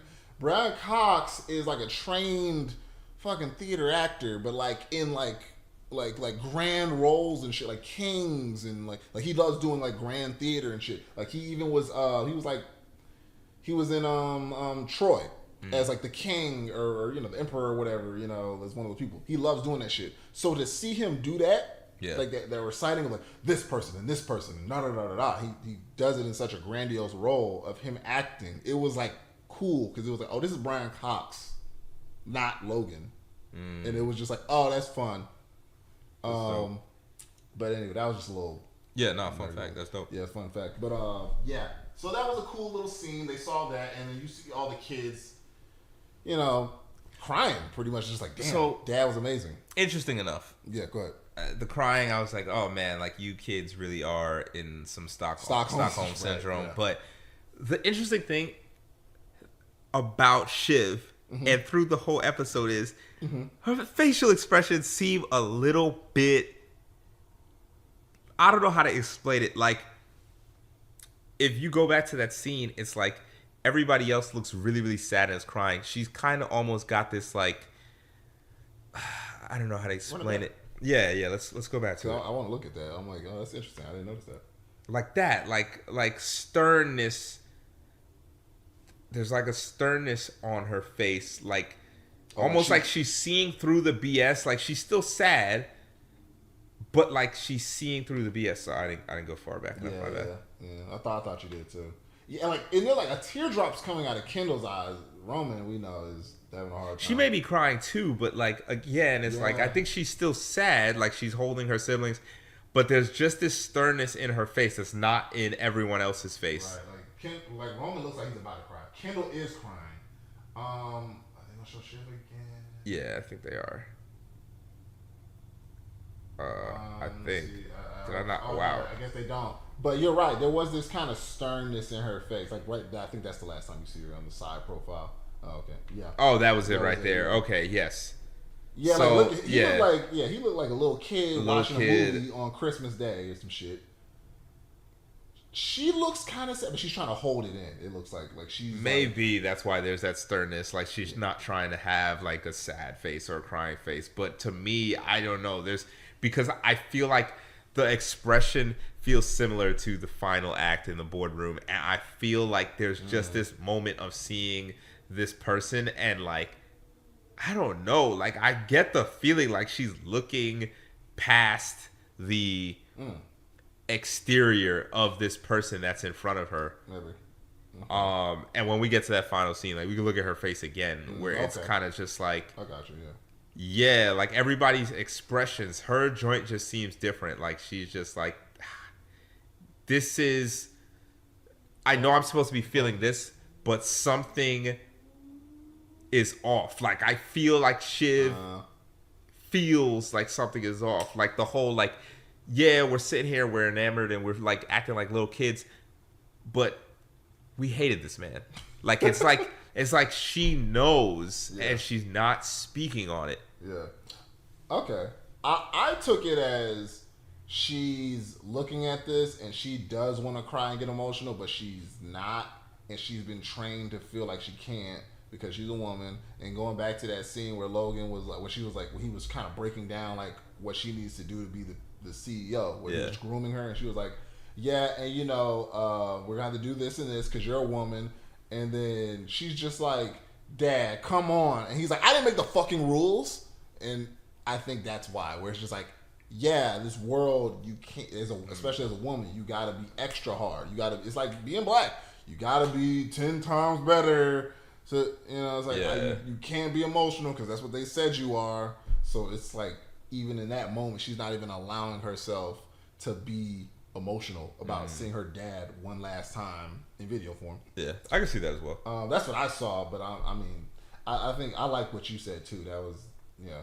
Gotcha. Okay, so what are your thoughts on the following scene where essentially Tom is like, I'm him.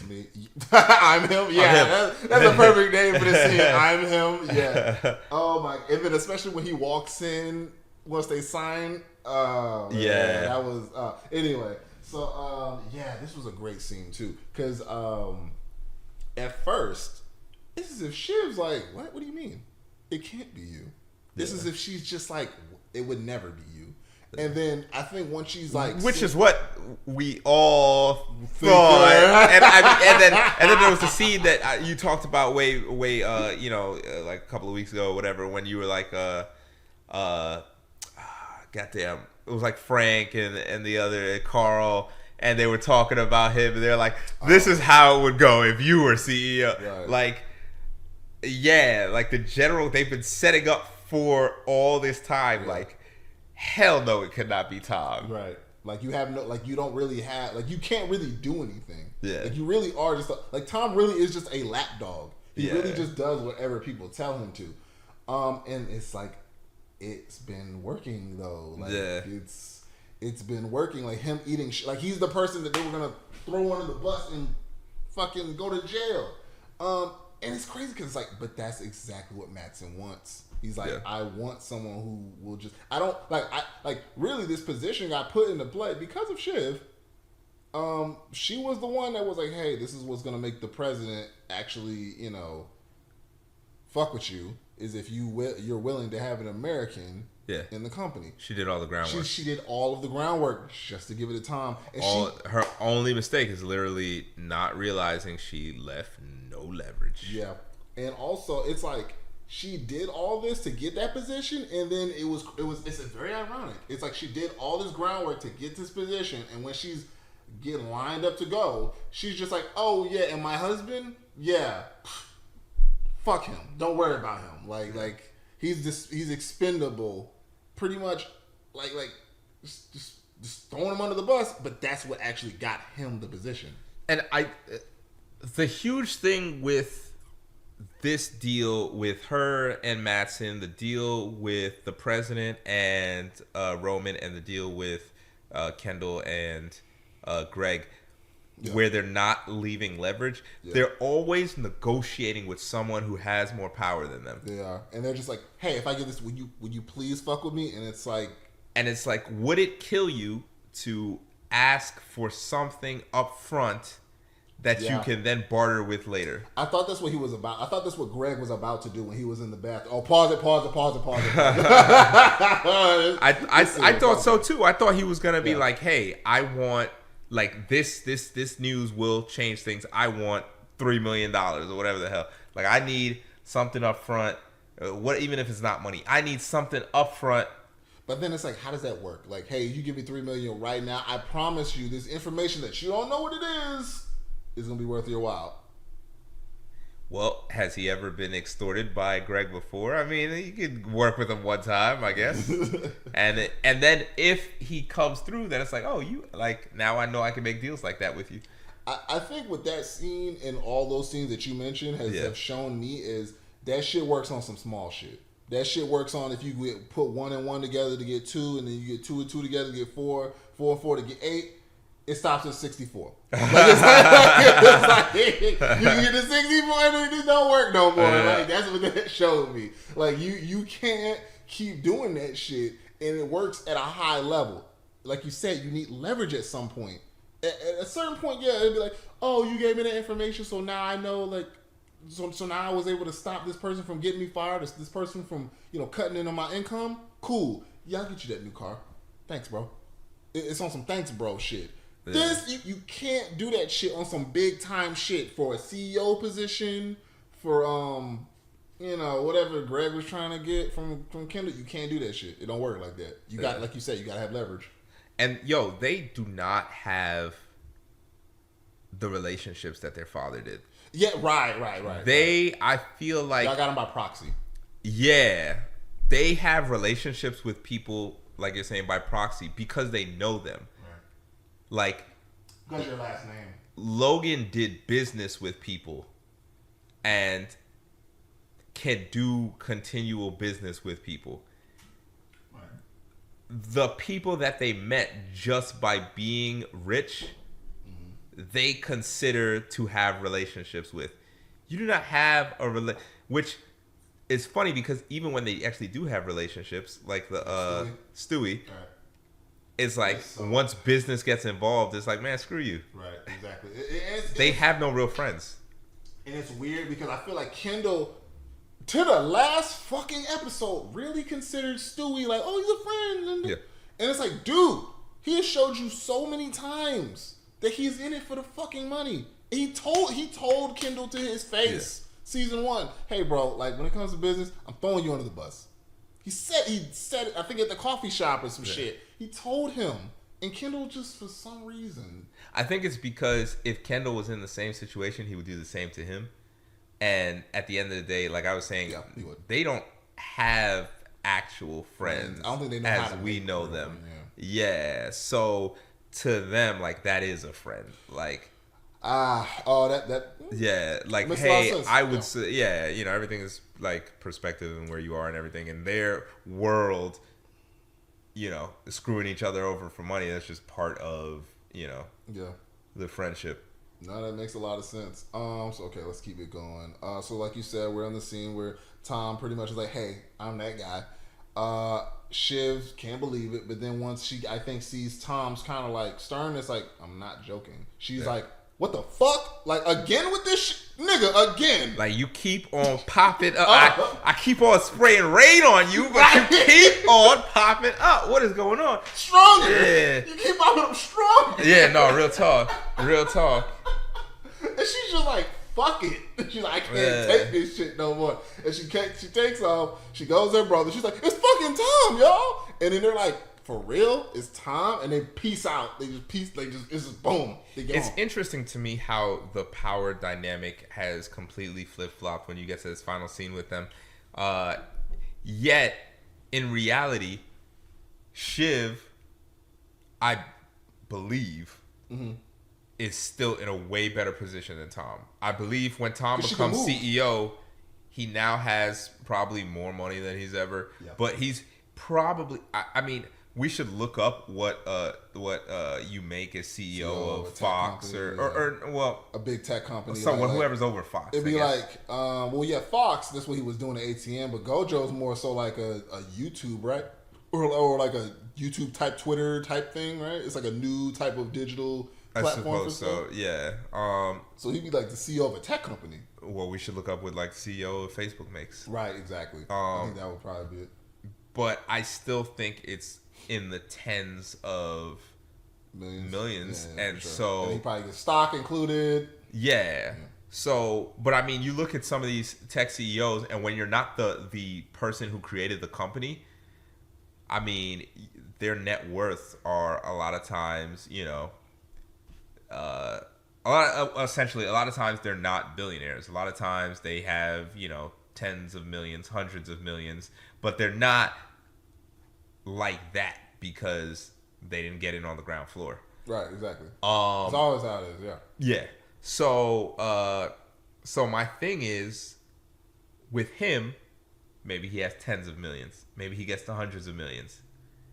at the end of the day, Shiv is still a billionaire. Right. So it's just so interesting and to me. She's not tied to that company. She doesn't have to deal with Gojo's bullshit. Like some bullshit's probably gonna happen. Some bullshit is actually on the way. She doesn't have to do anything. He has to keep working to continue to get those millions. Right. She just is a billionaire.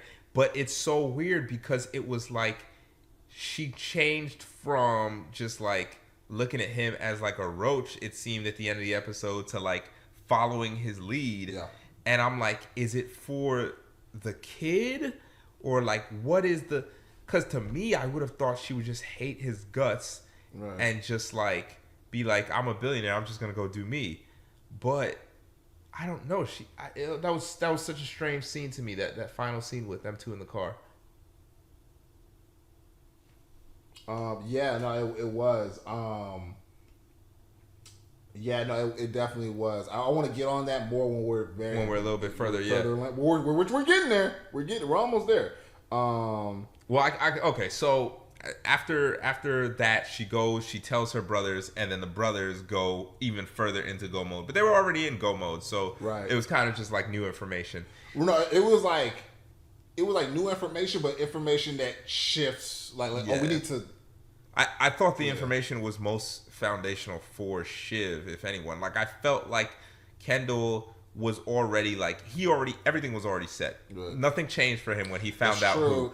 I feel like for Roman at this point has been turned into the character that's still breaking down and is just being controlled by Kendall. He's just a vote. He's So just for me, carcass for the vote. That scene, I thought, and this is probably what the scene was for, is just showing you Shiv is locked down and sealed in and on Kendall's side. Yeah. Which helps so much to make that plot twist at the end so much better. Right. Because to me, this was it. Once I saw this, and I was like, I didn't think she was gonna get the information. It was Tom. Yeah. Once she got the information, it was Tom. I was like, oh, Shiv is down. We're about to see the trio of siblings do some crazy things here. Right.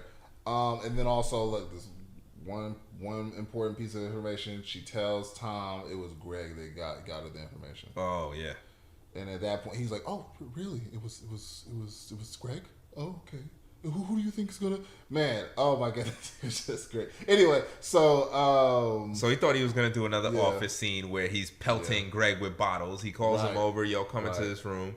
We already know. It's funny because we already know like some of the characters in the show are abusive, and it kind of gets brushed over a little bit. But seeing Kendall with Rava, and then seeing goddamn Tom pelt Greg with bottles and stuff like that, you're like, yo, these people are really terrible people. Yeah. And it gets discounted because they don't sit you in that terribleness too much. They don't show you Kendall with Rava a whole lot. They don't show you Tom pelting Greg with bottles a whole lot. But the fact that he feels comfortable enough to do this, like, yo, I'm angry at him, let me call him into a room, and he calls him into a room, closes the door, and starts smacking him over the head. But what happens, like a little child, when you get to the point where you're making your own money, you have other people to align yourself with, you're being treated like dirt by the person who's supposed to be the closest to you, and just overall you're just fed up and you see other ways to get what you want. Bites back. It was like you said, it was like you're hitting him like a little kid, and it's like when that kid gets old enough where your kid taller than your kid gets to that age where he started to get taller than you. Your body, you like 35, 40, your body's starting to shrink.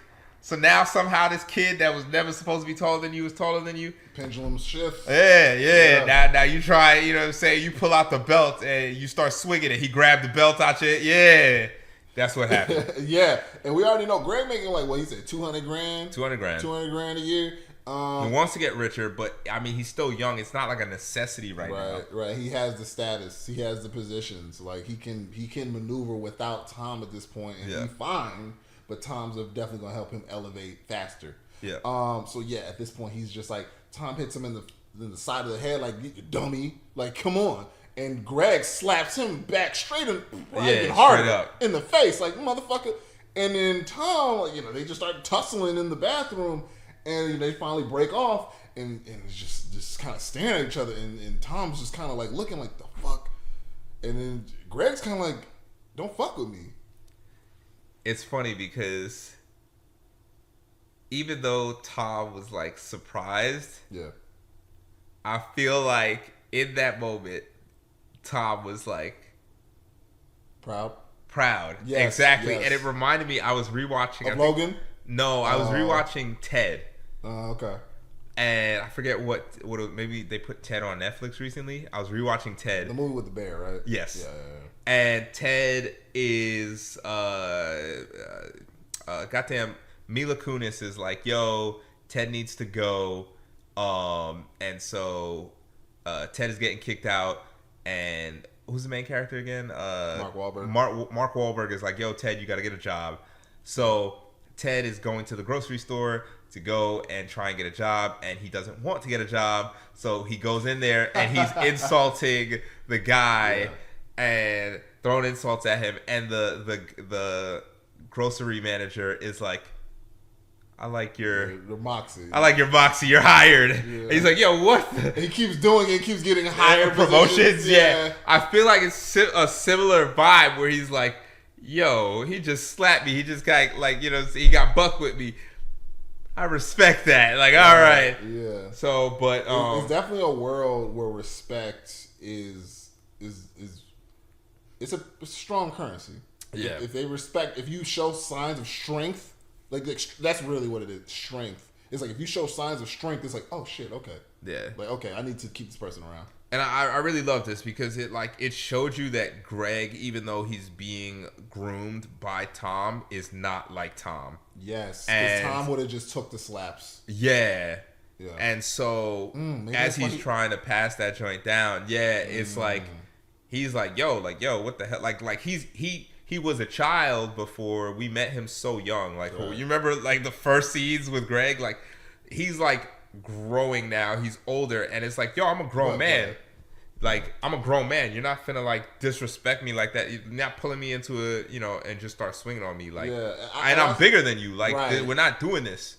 And I could see it coming from like when Greg, he was like, hey, Greg, give me my coffee, do this, and he was like, yo, I'm not, and he's like, I'm past that, like I'm past that level. Oh yeah, he slapped him harder too. Like, he got an even cleaner slap hit than he got on him. Yeah, he got an even cleaner slap off on Tom. Yeah, man, and it's crazy. We're just like sitting here watching the scene, but like this whole like he gathers himself and kind of like, you know, establishes like his you know stance or whatever, and it's like you can tell. Obviously Tom fought back a little bit after he got slapped, but you could tell once he like establishes himself, like he can clearly tell, yo, like, nah, like if I keep fighting, he'll keep fighting, and he will probably might win. Yeah. I mean, Tom's got more weight on him, but Greg's got length. But they're in an enclosed space. We're not trying to do fight science. We trying to fucking yeah. We try to dissect the show. But at the end of the day, like when it comes to fighting, you can always make assumptions. Yeah. But you just don't know. And for people who don't fight, why try and risk the calculation? Like what? Like they sue. They don't say I can take him. I can't take him. Yeah. Unless it's just a very, very clear, drastic. But I think it's similar enough where, especially like I said, once Greg established his like, yo, like he pulled back up, and then like they're looking at each other, and he kind of like pulls forward just a little bit, just to know like, oh, he's still ready to go. Yeah. And it's just like, you know what? Maybe I could take him, but I'm not even gonna risk it. Right. Not even gonna risk it. Exactly. Yeah. No, it was great. It was a great scene. Fantastic. It was like we were leading up to this from episode 1. Yeah. It felt like we got to the final conclusion of that, him fucking around with this guy. Yeah. Hella proud for him. Yeah, oh yeah, it was a great moment for him. Yeah. And like you said, I think he was proud of Greg. Partially, maybe because he was just like, oh, that was a really good sign, a really good show of strength. But also maybe part of him was like, damn, I wish I was like that. Yeah. Maybe part of him was like, you know, I respect that in him because maybe I shouldn't have took as much shit as I should have. Yeah. So now we're in a scene where Mattson, I guess word gets back to Mattson, yo, the kids are ponying up and they're trying to fight. And he's like, oh shit, hey, get y'all shit ready, y'all. We in for a fight for this shit. Like, come on. Might be the first time I've seen Mattson. No. Razzled? Yeah, this is the first time because even when he put in the bigger offer, it wasn't that he was like razzled. It was kind of that he was just like, oh, y'all want to play games? Yeah. I'll put in an offer so big that like y'all don't have a choice. Like, yeah, he was bear hugging. He was like, I'm screwing y'all. Like y'all are, it's whatever. Like, oh, that's what y'all want the business, not for a better price. Oh, okay. Fuck the price shit. Yeah, I'll like you said, I'll overbid it. Yeah, this is the first time it looks like he's actually on his heels. Yeah. Which they had him. They had him. Honestly, they really actually did have him. I think we're finally at the boardroom scene. Are we there? You mean right after this? After this, right? Yeah. Yeah, so he's got them making the calls. Yeah. So they're all arriving and they're about to do this shit. I don't know what's going on. We're at the boardroom scene pretty much. Yeah. So pretty much, okay. So we're rounding it out. We're at home. Oh yeah, and there's a scene where Carolina is like, "Hey, can y'all, when you win and y'all take over, can y'all get rid of Hugo?" Pretty much, I guess, to make room for her. So Kendall's in a room with Roman, and they're like, "Hey, you know, it's about to be go time. It's about to be show time. Let's, you know, we about to do this shit." And then I guess Roman sees Jerry coming in too, even though she's not on the board, and she just came in, I guess, you know, because this is a big deal, and whatever happens, is, you know, she wants to be a part of it. So Roman is just like, why the hell is Jerry here? And it just triggers something in Roman where he just starts having another emotional breakdown. Yeah. And Kendall comes over to comfort him, and then Roman, curious of your thoughts because this was a scene where I didn't fully understand, and I need some kind of clarity. Maybe we'll help each other figure it out. Okay. So pretty much, Roman pretty much leans over and he's looking down. He's bent over on this counter or whatever. He sees this shiny tray with the cups, but he sees his reflection. He's looking at his cuts and his you know, from when he was walking into the crowd. Yeah. Last episode, he got hurt. And he's like, damn, you know, how's it looking? How's my cut looking? And I look crazy and stuff. And then he's also like, I mean, they're going to think, like, why wasn't it me? Like, why couldn't it should have been me? What I was thinking, I was like, okay, so this ties to Jerry somehow. I'm like, maybe it's because he knows that, damn, it could have been me if I would have just worked with Jerry, but I fucked it all up. Not only did I fuck it up with me and her because I sent her dick pics at the fucking boardroom, but also I was sent to fire her, and then I did, and then I also just straight up fired her, or tried to, when I was CEO.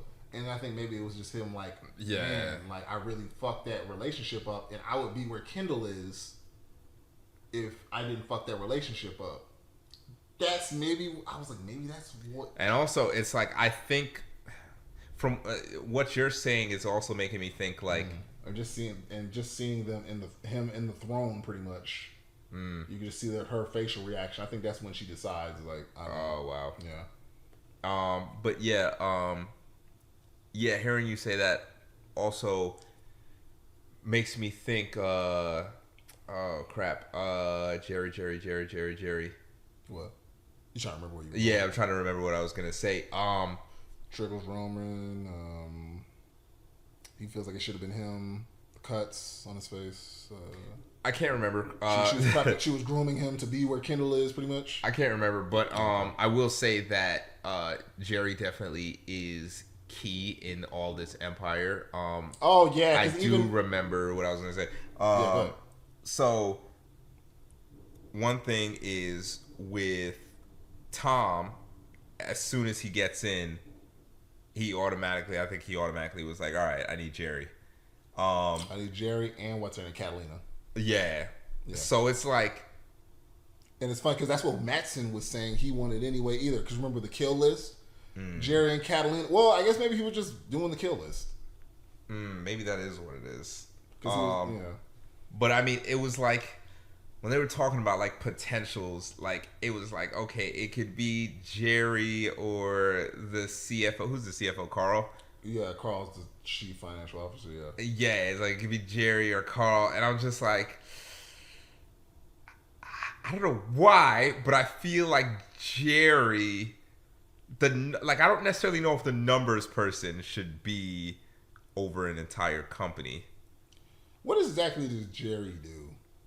I feel like she does everything. Yeah, it feels like she does a little bit of everything. Like whenever stuff was going down in the early episodes, it was like they would always, it felt like, look to Jerry. Like Jerry has the connections. Jerry can like get things done. Yeah, she has the best understanding of the situation. Yeah, it honestly felt like Jerry. It felt like Jerry was VP. Yeah, honestly, it did. Yeah. It did, and maybe she wasn't because you're the woman.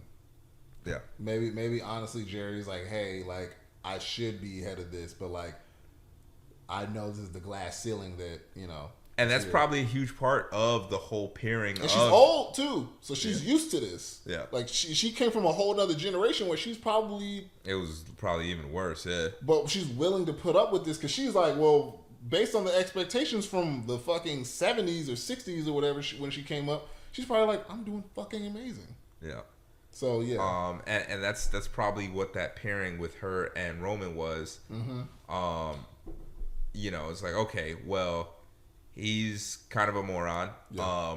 But he's a Roy. He's a guy. If we pair together, yeah, like she knew that could be what it takes to like, all right, I can, be the head of this company. Like Cersei. A pseudo. Like Cersei and her sons. Yeah. Yeah. I could definitely see that. That probably was her play. Because realistically, Jerry is, like we're saying, like she's like, she's been in this, she knows all this stuff. What was Jerry getting out of the Roman relationship? She had to have known it would have gotten her something too.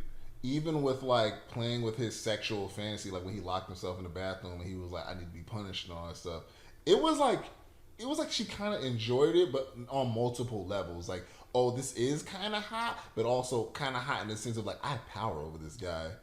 Not only just do I have power, like this situation, I have power also that I know he's like this. He's broken sexually and mentally. Also, the fact that he's doing this, I have leverage. I can tell people this shit. Like, it was like so much power for her. I think that's why she was like, oh shit, this is amazing for me. And I think that's why she did that. And was like, all right, let me, like you said, groom this guy and maybe I can position him, I've already said this off the mic, but like even the talks after he fired her and their deterioration of their relationship were very sexual, where she was like, I could have got you there, but no. And then we could have went all the way, but no. It's just like, it's just there was this sexual kind of verbiage. Yeah. Anyway, are we done with the Roman part? Oh, we didn't even talk. Oh, so we're done. I think we're done with the Jerry aspect of it. Okay, yeah. Then Kendall comes over to comfort Roman because Roman's just like, why wasn't it me? Like, why am I not in the position you're in? I guess maybe this is the culmination of Roman's fuck up storyline. Like, he feels like the fuck up child.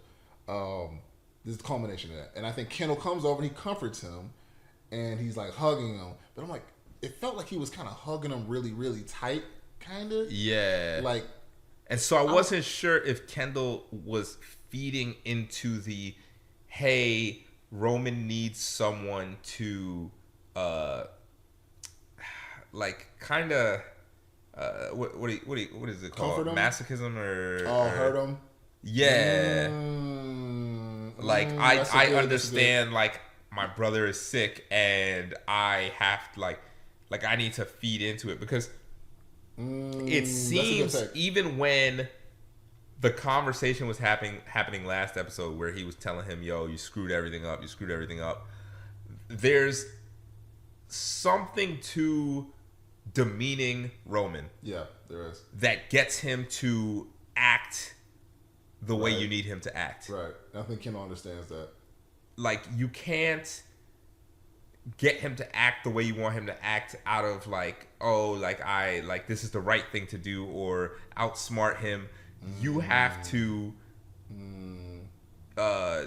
damn, what was the word I just used? You have to punish him. Yeah, it's like you have to punish him in some weird sadistic way. You know, that's a good. Whether it's sexual, whether it's actual pain, whether it's him running out into the goddamn crowd and getting punched. You know, it's like, all right, well, I don't have anybody to do this to me. I don't have Jerry to tell me I'm this and that, and I don't have somebody or my father to tell me I'm a screw up or whatever. I'll just go out and go get punched. Right. I got that energy. I got that same energy from that scene. I just couldn't put the words in. But I think it's weird though that Kendall kind of knew to do that. Yeah. And it makes me feel like Kendall always knew what his brother's issue was and never kind of took advantage of it until now, which is kind of messed up. Right. Yeah. Right. That's. It was like I think you hit the nail on the head actually, and yeah, I think that is what it is, and I think because I got that energy. Yeah. I remember like when it happened, I got the energy of okay, brother's in pain. Let me come over here, but it felt kind of like on some like get your shit together, like let me fucking get in line. Like he's turning the thing like get in line. I know it hurts, yeah, but I know this is gonna get you through this shit. Like get in line, all right. And then even he was like, all right, shit, damn, thanks. It was like, all right, cool, let's fucking go. Yeah. And then he was like a shook dog after that. Yeah, yeah, man. I think that exactly was it. Yeah. Which is how he was with his father. Yeah. Except his father. No, his father wasn't only verbal. His father hit him. His father punched him. He slapped him, and he lost a tooth or some shit. Which I'm like, how hard did fucking Logan slap you that you lost a tooth? But anyway, yeah, he slapped him really hard in the first season. It was like I think it was a backhand. That's probably why. Because I remember Roman said something. He just like, shut up. And then that's when Kendall defended him. He was like, hey, no. Like fucking Logan was a dog. Yeah. I think you're absolutely right. I think he flipped that switch like, hey, you're not going to do this to me at the finish line. Because as you saw at the very, very end, Kendall, line was starting to blur. Yeah. Kendall was kind of losing it. Like he was on the edge, and it was like he was really riding on getting this position, and it was like when Roman, like you said, was veering off, he was like, hey, I'm gonna do whatever to get you back. Anything else you want to say? So that's interesting because when you said a little while ago that when Kendall was sitting in his father's office chair, that's when Shiv realized this is not it.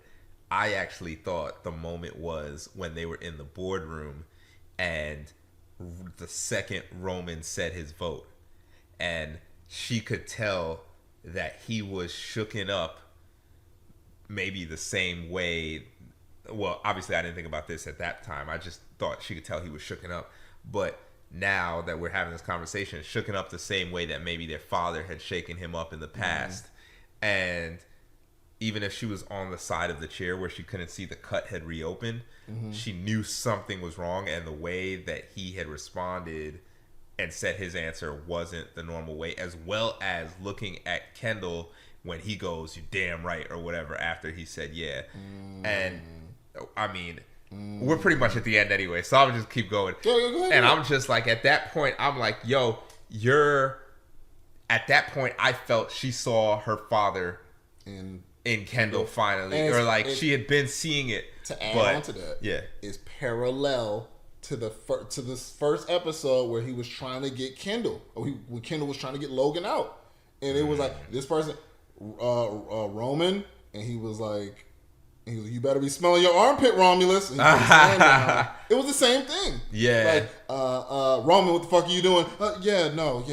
Yeah, I feel like she 100% was like, I can, like, you're already doing things like Dad to get the position, and once you're finally in, you will become Dad. Like, you will become, and I honestly think it's weird because on one aspect, I'm like, oh, y'all siblings actually hate each other. But then on another aspect, I'm like, in a way, is Shiv trying to save him from becoming his dad? You can't tell. And I wouldn't give her that credit. I wouldn't give her that credit either. I think it's more of a situation where she just doesn't want another one of her dad being created. Yeah. Versus, I can see that. I want to protect you from becoming him. Exactly. I can see that. I can see it being like on multiple levels. Like, I hate my dad. Oh my God, it's going to be another version of my dad. I don't want that. Not so much that she doesn't want it for Kendall, but just like you said, like, I can't stand it. And also, it's Kendall, not me. You know, it's multiple layers, I think.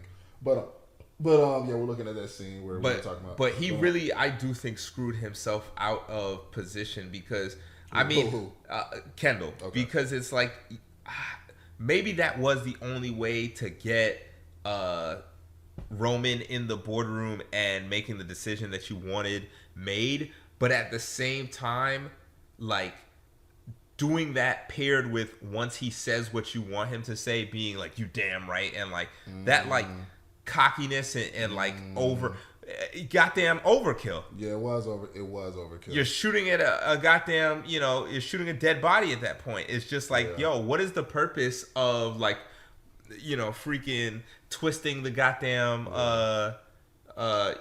whatever. Yeah, it was like he intentionally put his head into his shoulder, and it was like he was putting pressure on it. Like, right there. Yeah, it definitely seems like he knew, like, yo, Roman, like, has a sick relationship with pain and demeaning, and I don't want that for him, and I don't want anybody doing things like that to him, including Dad. But right now, I am right at the cusp. I am Thanos, and I'm one stone away. Right. And I will take advantage of him. Right. In this moment, I don't give a damn. Like, which is crazy to protect your brother from people taking advantage of, something like that. And then when you need it, using it is crazy. Right. And then after doing something like that, to be like, you goddamn right. You're right. And I think Shiv saw that. I don't think she put everything together because I don't think she could see the cut reopen. Mm-hmm. But I think she saw some of that and it just clicked in her. And she was like, oh my God, you're about to become Logan again. Yeah. You know what? I fuck with that. I think you might be on something. You might, because at first I was kind of like, maybe, but I'm like, that makes a lot of sense. Damn, yeah, that's really good, bro. So anyway, that scene just happened with the cut. So now we're getting to like where the boardroom scene first takes place, and you pretty much touched on a lot of it already. But let's just. So Logan starts it up. I mean, not Logan. So Jerry is not there. Oh, she's not. Yeah, she's not in the room. So yeah, Kendall starts up the board meeting, and he pretty much kind of just gives a light overlay, like, "Hey, look, I don't want the deal to go through. The numbers don't look right. You know why we all here." Yeah. And he's pretty much just like, just started off, Frank, what you gonna do? And Frank's kind of like, Kendall, come on, bro. Like, did you expect that? What? For Kendall to just be like, yo, let's just get the vote on. It annoyed me a little because I was just like, oh my God, bro. Like, you're not even going to try. Like, you're not even going to be like, hey, this is why these numbers don't make sense. And then because of the stock price, like, you're not going to try none of that. And, like, there's definitely the understanding that the conversation has been had with each of these people as they've tried to get them to come to their side. But I think there's still a sense of the difference between a boss and a leader, and you still want him to come in there and show that he can be a leader the same way he showed when he did that speech prior, and you want him to be like, hey, like, yo, the numbers aren't there, like you're saying, speak on the numbers, speak on everything, tell everybody again, and make that pitch. Even if the people that you didn't get to switch sides are not going to switch sides, still show that leadership versus just being like, hey, I'm the new boss. I've already got the votes. Do this. Yeah. So I was a little disappointed in that as well. Yeah, for sure. I think you're right. I think what you just said about him hurting Roman a little bit to get there, to get him to act right, and then Shiv seeing him be like, yeah, damn right, you going. I think you're right. I think all of that was just Kendall just being cocky as hell and turning into his dad. And do you see that? What? Oh, him patching himself up and he's patching himself up Shiv and watch Shiv. Yeah. Yeah, she's kind of side eyeing like, what the hell? Yeah. So Kendall's talking right now. I'm just talking just to kill this. Yeah. So yeah, Kendall's talking right now. It's showing Kendall pat. Oh yeah, he is. She is looking. You're right. She's already like, what the hell is going on? Like, something's not right. Right. You're right. She can kind of sense something.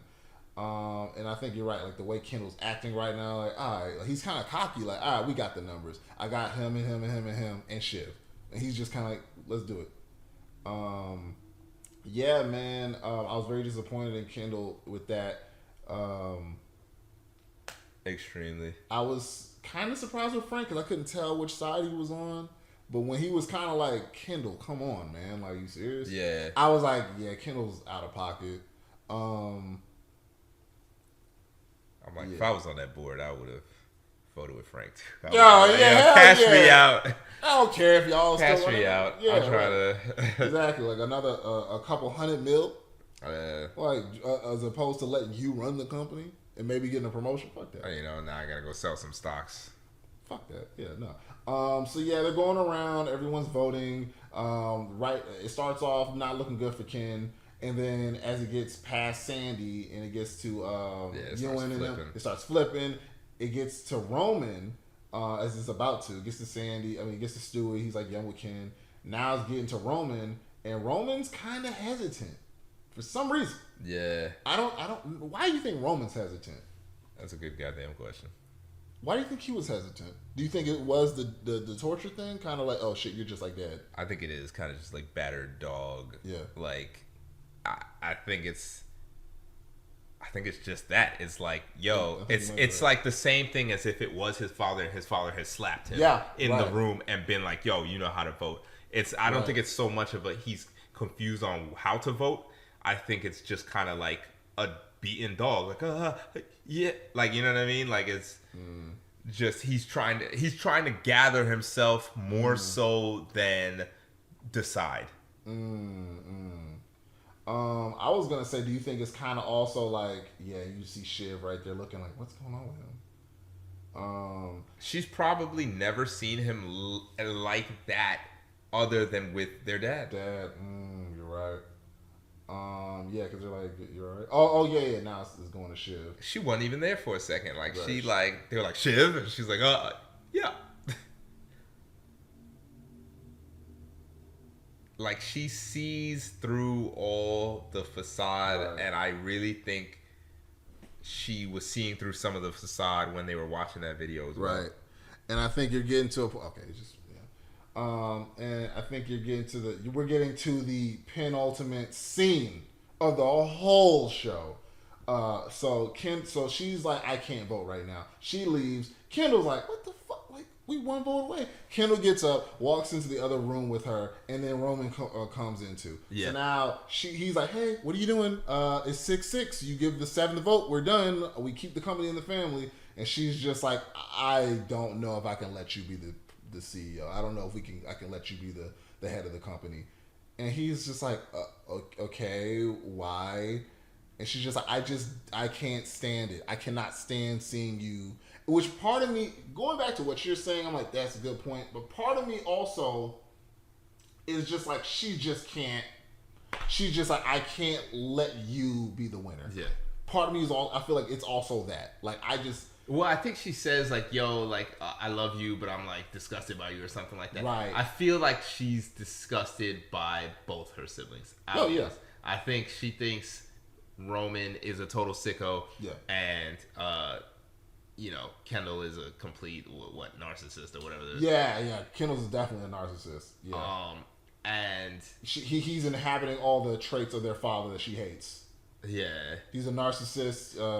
Yeah. What I love about this scene so much is that the scene in episode maybe 2 episodes back where Shiv is arguing with Tom on the balcony is that whole time I'm like, can people hear the conversation? And you go through that whole thing, there's nothing but glass behind them, and you realize people really couldn't hear, they probably just saw. And they take this and they do glass behind them again, but this time it's glass you can hear through. Like, this glass has like gaps in between the glass, and everybody's hearing the yelling this time. Right. And it's just crazy because, like, yeah, I think it's when she's just like, you killed someone. Yeah. And then when she said that, I was like, yo, like, yo, chill. Hey, yo, like, yeah, like. It was like, yo, chill. And it was kind of also like, yo, that's a low blow. Like, that's a low blow. Like, it was like, that had nothing. I don't really feel like that's why you don't want him to be the person. I think you just found something like. This joint's important. Like, at this point, like, he's like begging that. He's like almost crying, begging. Like, please. This joint's so important because it's like this, at him wilding out and screaming and everybody in the boardroom behind him being like seeing and hearing all this reminds you that just an episode or two ago, he was fighting with Rava and, you know, doing all that craziness. This reminds you that this is not just your, like, oh, he's just, you know, the perfect person, and he just, this is the same guy who was, like, heavy on drugs prior, and I think has also had heavy drug abuse prior to the show. Right? Like, his character. Yeah. Like he just went back into it. Yeah. So it's like, you're not handing this over to like, oh yeah, Jim has always, you know, Jim. I don't even need to say Jim. Kendall. I'm like coming up with a name. I can just say his name. Oh yeah, Kendall was the perfect student, and he went to he had all the top grades, and he's always just been perfect at everything. It's like, no, your brother is a delinquent. Yeah, he's a delinquent. He does drugs. He's had drug problems in the past. He killed someone. He's a narcissist. It's like, there are a lot of things you can put on. Like, you know what I'm saying? Like even the way he was treating Rava and shit. It's like, yo, like he's abusing Roman now. It's like you have some issues, and it's like we don't even know. At one point, he was suicidal. It's just like we don't even know. We like, you're not stable. And Shiv has seen firsthand. I was the first boy, right? Yeah. The like power of the position when they were all in recently at the election. They're all at ATN, and it's like, we can change narratives and put people in certain positions, and, you know, everything that was going on with the president. And then this scene right here is very important, where she's like, I'm the first boy, like I deserve the fucking role, and Roman. Yeah. He's like, I'm the first boy. I was gonna tell you actually to turn it up so we can hear. Or put the subtitles on actually. Rewind and put the subtitles on. And Kendall's like, I'm the first boy. Like, I deserve this. And she's just like, wow, are you serious? That's what you're resorting to? Like, you were the first boy. And then he's like, Roman's just like, her blood, her ties to the throne are more pure than yours. And he's like, what are you talking about? And he's pretty much just like, yeah, that girl, that little brown girl you got, who's her mom? We don't know who her mom is. And like, what's that about? And then Kendall just grabs his face and just like, it's like as if he wants to pop his head. Yours not real. The fuck did you just say? It's not real. Yeah. The dad That's said crazy. That. And he called him a cuck. A pair of randos.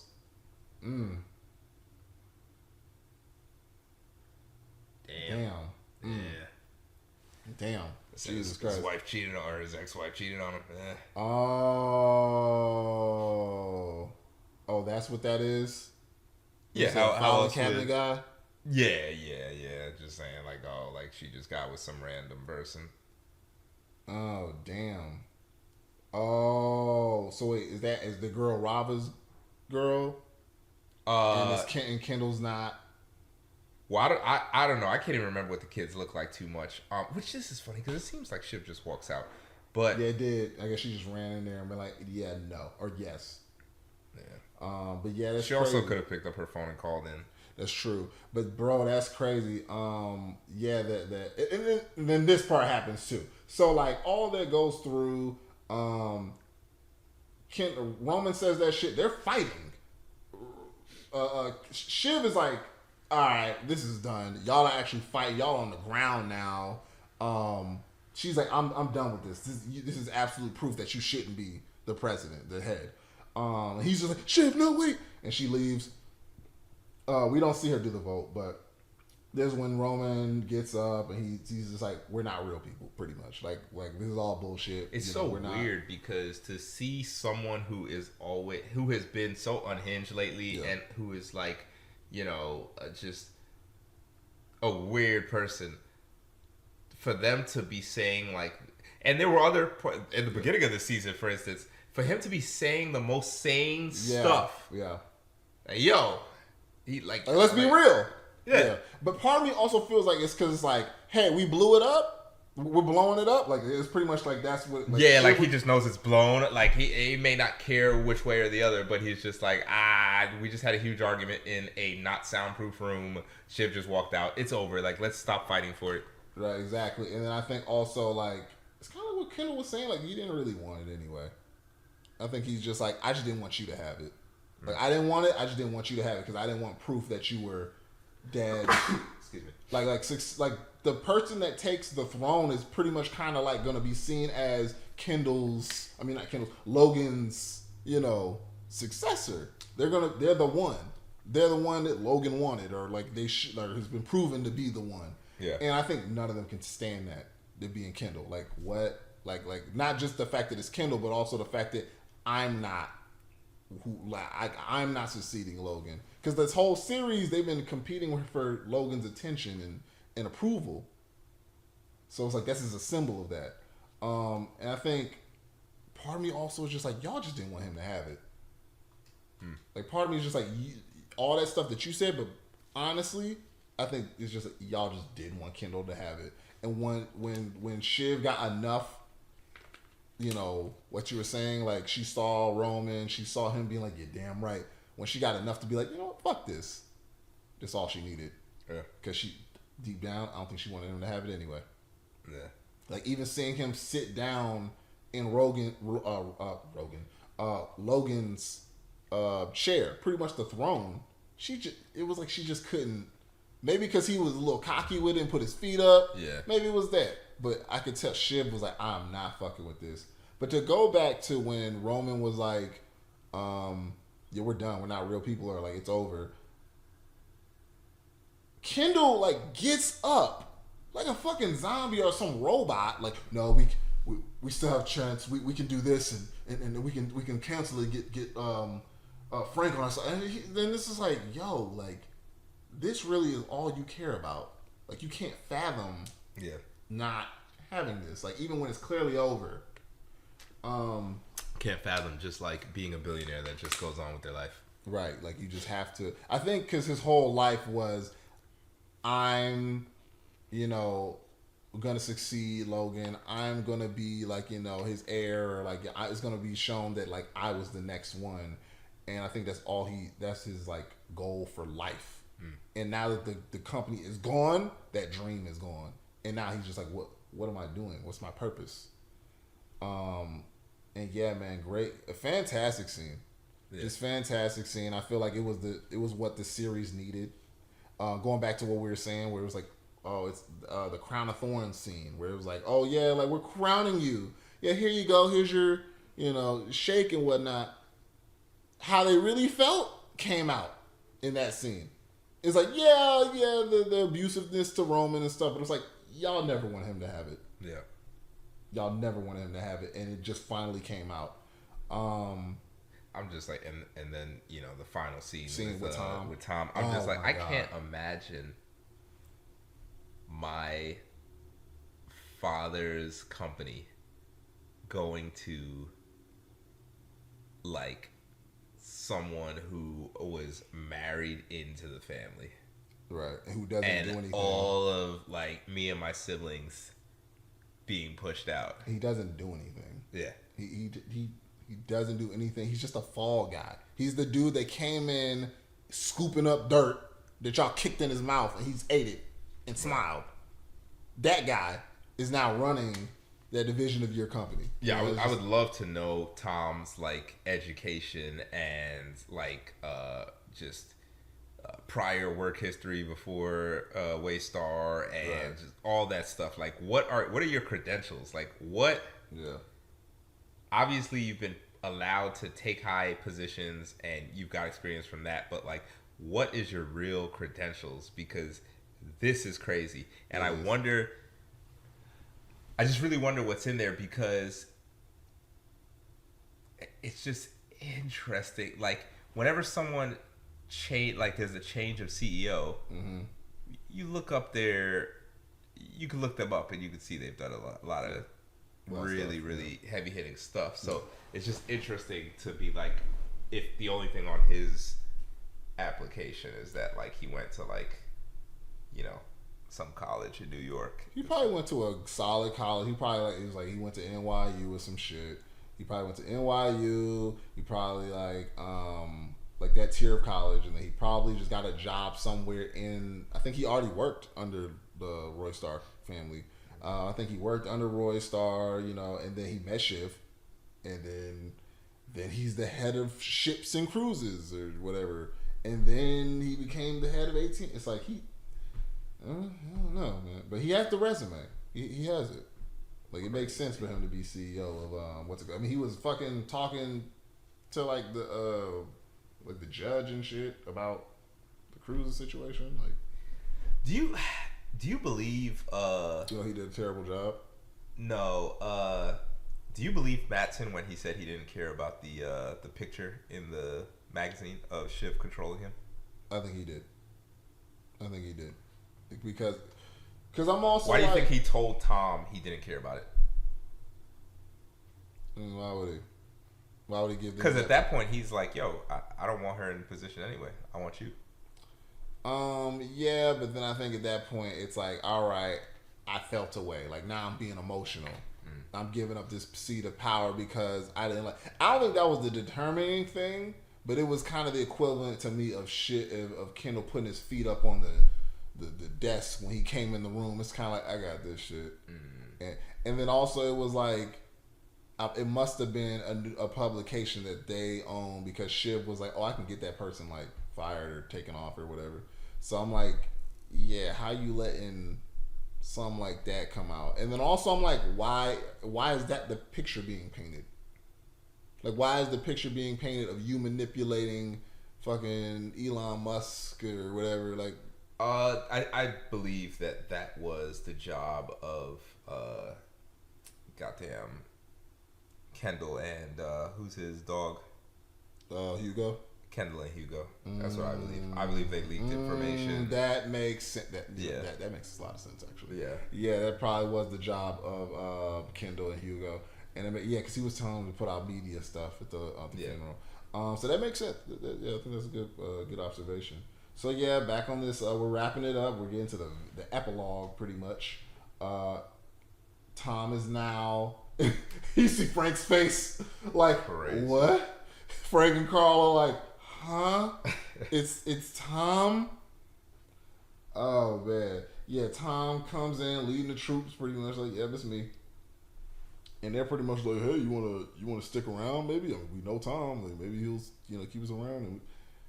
And yeah, here's Hugo. That sure is funny. Oh my god, he goes like, hey man, like, yeah, you're the president now. Yeah, man, hey, if you need somebody, where's Catalina? Like, he's not even looking at. That's actually another thing I love about this scene. Tom is not like looking at people. He's looking for people, and people are coming up to him, and he's not like. It's like he's walking into his light. Like, oh, I know I'm the man now. Yeah. It's like he knows the game he's playing. Like, I only need to suck up to people above me. Yeah. And now he's like, I'm above y'all. So like, so the only person he needs to suck up to now is the Gojo dude or the president. Like, you're right. And it's just like, yeah, I don't need you. It's a great way to explain it. Yeah, and that's exactly how that monster operates. It's just like, I will eat the shit of the person that's the big dog and people above me. And he's like, I guess now that he's the CEO, like you said, he's like, I need Carolina, I need Jerry. And this is a good. And he's like, yeah, fuck Carl and fucking Frank. I don't. He's like eyeing everybody down. Like, he's like, yeah, it's crazy. And even when he got to ATN, remember, he was like, how many heads can I chop off? Like, I think he loves that power. Like, I think it's kind of like, I ate shit and now I can finally like fucking. I got the gun to fucking shoot down people. And that's his game. How do you feel about Greg kind of coming back to him and being like, will you like still make a place for me? Yeah, like, because also after defending himself, it's a reversion of that. Like, it's kind of like it's that Stockholm syndrome type shit. Yeah, it's like now once again he's playing the Tom role, right? Exactly. Which is interesting. Yeah. And it's like, I don't know, it's weird. It's like, did he respect him defending himself, or does he like the fact that he's turned into a Tom again? Yeah. And it's like, oh yeah, you do need me. That's the great thing about this show. You don't really know, but it can be played so many ways. I figured it was kind of on some like, you know what, man, like me and you have been through this. We've been through a long, hard road together. And I think he just was like, I think when I first watched it, I was like maybe like Greg in a way is like a comfort blanket to him, kind of on some like, yeah, I can run back and abuse this little puppy as much as I want, but also he's a part of my business model, like I really feel like he was saved by not knowing it was Tom there. Oh yeah. What did Tom ever figure that out? I guess there's no way of knowing, but because there was never a scene to clarify that. Yeah, they never had a deeper conversation of like, yo, I didn't know it was you, but I think no. And then I think it also kind of takes play. I think it plays into like all the things Tom has been teaching. Like Greg was only doing what Tom taught him to do, even when he found out Greg spilled that information. He knew why Greg did it. You know what I'm saying? Yeah. He was like, oh, Greg did this shit for a hire, but he's trying to play all angles. Yeah. It goes back to the situation where he told Tom something like, hey, Tom, like, in season 1, he was like, hey, Tom, like, I have this information about this thing. Like, is it okay that I told you that? And Tom's just like, no, you should not have told me that. He's like, yeah, that was some juicy shit. You just gave me a nuke on your ass. And he's just like, yo, you gotta be smarter than this. You can't be telling. Oh, he talked to a reporter about Logan because the reporter was trying to write something on Logan. And Tom at the beginning of the episode was like, hey, yeah. And then when it got to the dinner, when they were doing Bore on the Floor, he didn't snitch on Greg, which is kind of another kind of illusion of this, where it's like, I could destroy this kid, but I'm not. He just keeps bringing Greg along. Why do you think that? Why do you think he keeps just bringing Greg along? I think it just plays more into what we were talking about before, where it's just the like, in order for me to feel good or feel okay about the way I let people like shit on me. Yeah, I've got to do that in turn to someone else. Otherwise, which is sad because the higher he gets, the more people he can do it to. But it's like, I guess it's smart to keep it all on one person. Yeah, that's true. That's very smart, especially if that person's loyal to you too. Yeah, so I think that's what that is. This next scene is interesting of the whole, like, you got to take a picture with the Gojo dude when he's taking over the company. I don't agree. I feel like, the hell? It was on some, like, cut the head off type shit. Like, so, what's it called? Ken has already left. Okay, yeah, because he wasn't even there. He got in the elevator. He walked out once they told him, yo, it's already done. He walked out. He got in the elevator. He left. Roman's the only one left. And so is co-CEO turning it over to the new CEO. Yeah. Well, technically, I mean, he's more than the CEO, but turning it over to the new, president, owner. Yeah. He's got to sign the contract side by side and take a picture. To me, I would be like, yo, F that. Me personally, I would be like, yo, I'll sign my half of the contract when he's not in the room, and I'm not taking a picture. You can all go, screw yourself. Me personally, I don't know how they were able to convince him to go and take that picture. I'll be honest. And maybe Roman's just in a position where he's just been beat down so much at this point. He's just like, you know what? Let's just get over it. Let's just do this and be over it. But I didn't understand why he went in that room. I mean, I thought it was just business as usual. It's stuff like that where I'm like, I don't know what the precedent is. So Like I probably would have just let it rock. Me personally, maybe it's important to do it because maybe if he didn't, optics. They may be able to say, hey, they've been trying to crash this deal. How the hell did they sign this and none of the CEOs are in the room? Right, because it might look bad optically. It might be like, yeah, this shit got took from y'all. Yeah. But if you take a picture, it might look more like, oh, they came to an agreement. Yeah. Crazy. Yeah. His brother's already gone, so he can't do it. He's got a cut on his face that he's already super like freaked out about, and he's got to take a picture with it. Yeah, it's not either way. Optically, it don't look good. Crazy. Yeah. Yeah, it really is on some like cut the head off. Look who I conquered, killed type shit. We're gonna keep playing. And it's funny too because now Kendall is kind of everything he was telling his brother. He like, yo, you screwed up, you blah blah blah, you butchered it. Like, yo, you screwed up so bad you had to leave the building. Yeah. Like, it was embarrassing. Yeah. Yeah, like a total embarrassment. You could not have sat around and took the picture. Yeah, like you were just attacking the other co-CEO and like, yeah, it just, and it was also like I remember just thinking like, why are you handling it this way? Like you were such a little spoiled brat baby. Like just even going back to him and Rava, that's how he was acting. You can't do this. You can't do. And even when he knows he's powerless, he just starts flailing and screaming like a little boy. And it's also so interesting. It's like Shiv.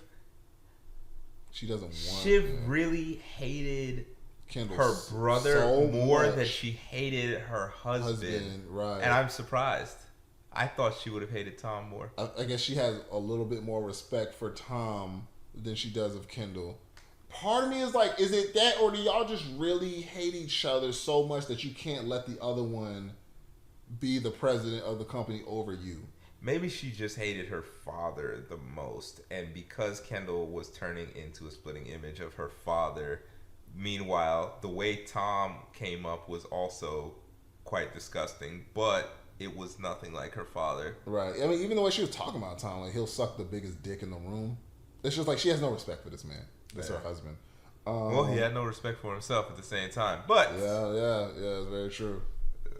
As reference to the conversation with his now boss at the beginning half of this episode. Oh my God. Yeah, when he was like, yeah, I Slick actually also want to fuck your wife.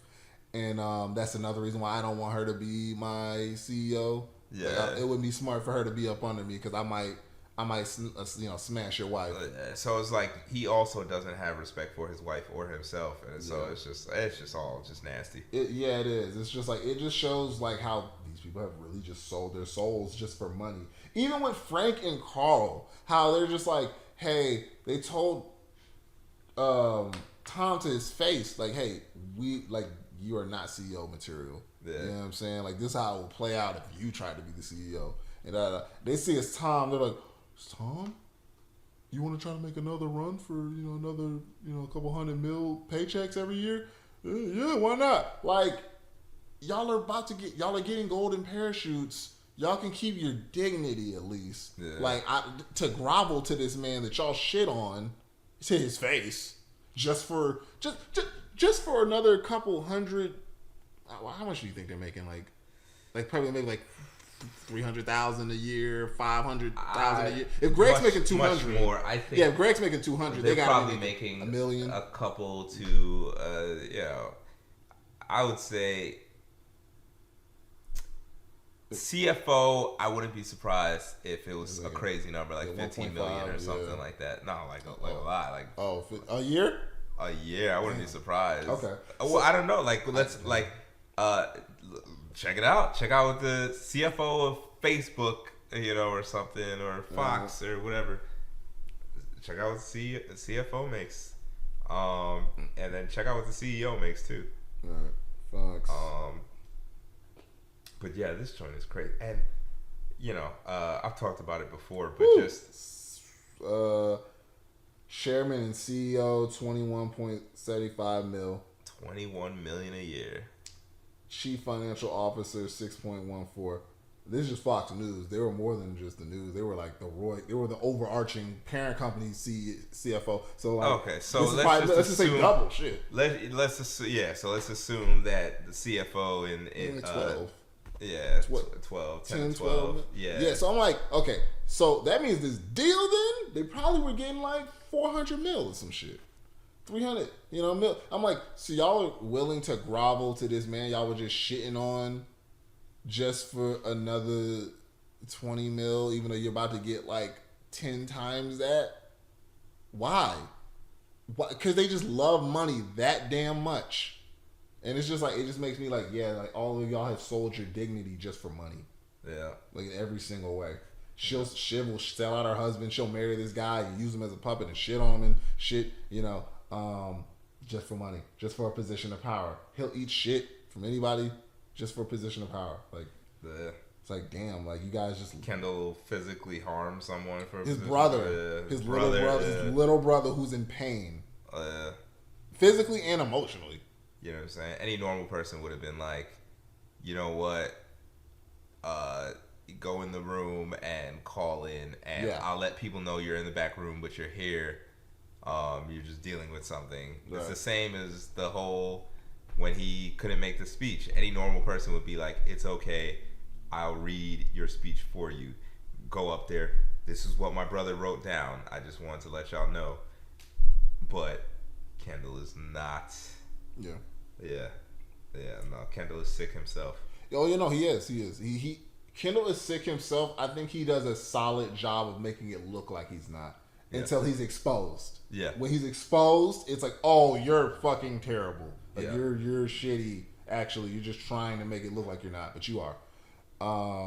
Yeah, man. So we're at the end. Roman's signing it. Shiv's like just looking like, wow, I can't believe this shit is happening right now. The Gojo people are happy. Oh, yeah, and then fucking Matsson is like, hey, he makes this like joke, like, all right, yeah, bring everybody in. He's like, yo, I'm Jesus and these are my disciples. He's like, we even got Judas in here. He points at Greg, which I was like, yo, that's crazy. Which is interesting because it's like, will it be easy for Tom to keep Greg on when he looks at him like that? And I was thinking that, too. But then I was like, yeah, I think so. I think that Matsson is the type of person where he's like, yo, he can joke about the wildest things. Yes. So I think he can joke around and be like, yo, you tried to like stop this and I hate you, but like I don't care. Like you're an assistant. Yeah, exactly. Like your position of power is set in stone. I'm not worried about you. You can't do too much. Yeah, you're right. I immediately thought that too when he said that. I was like, oh shit, he knows. I was like, I don't know about Greg sticking around for real.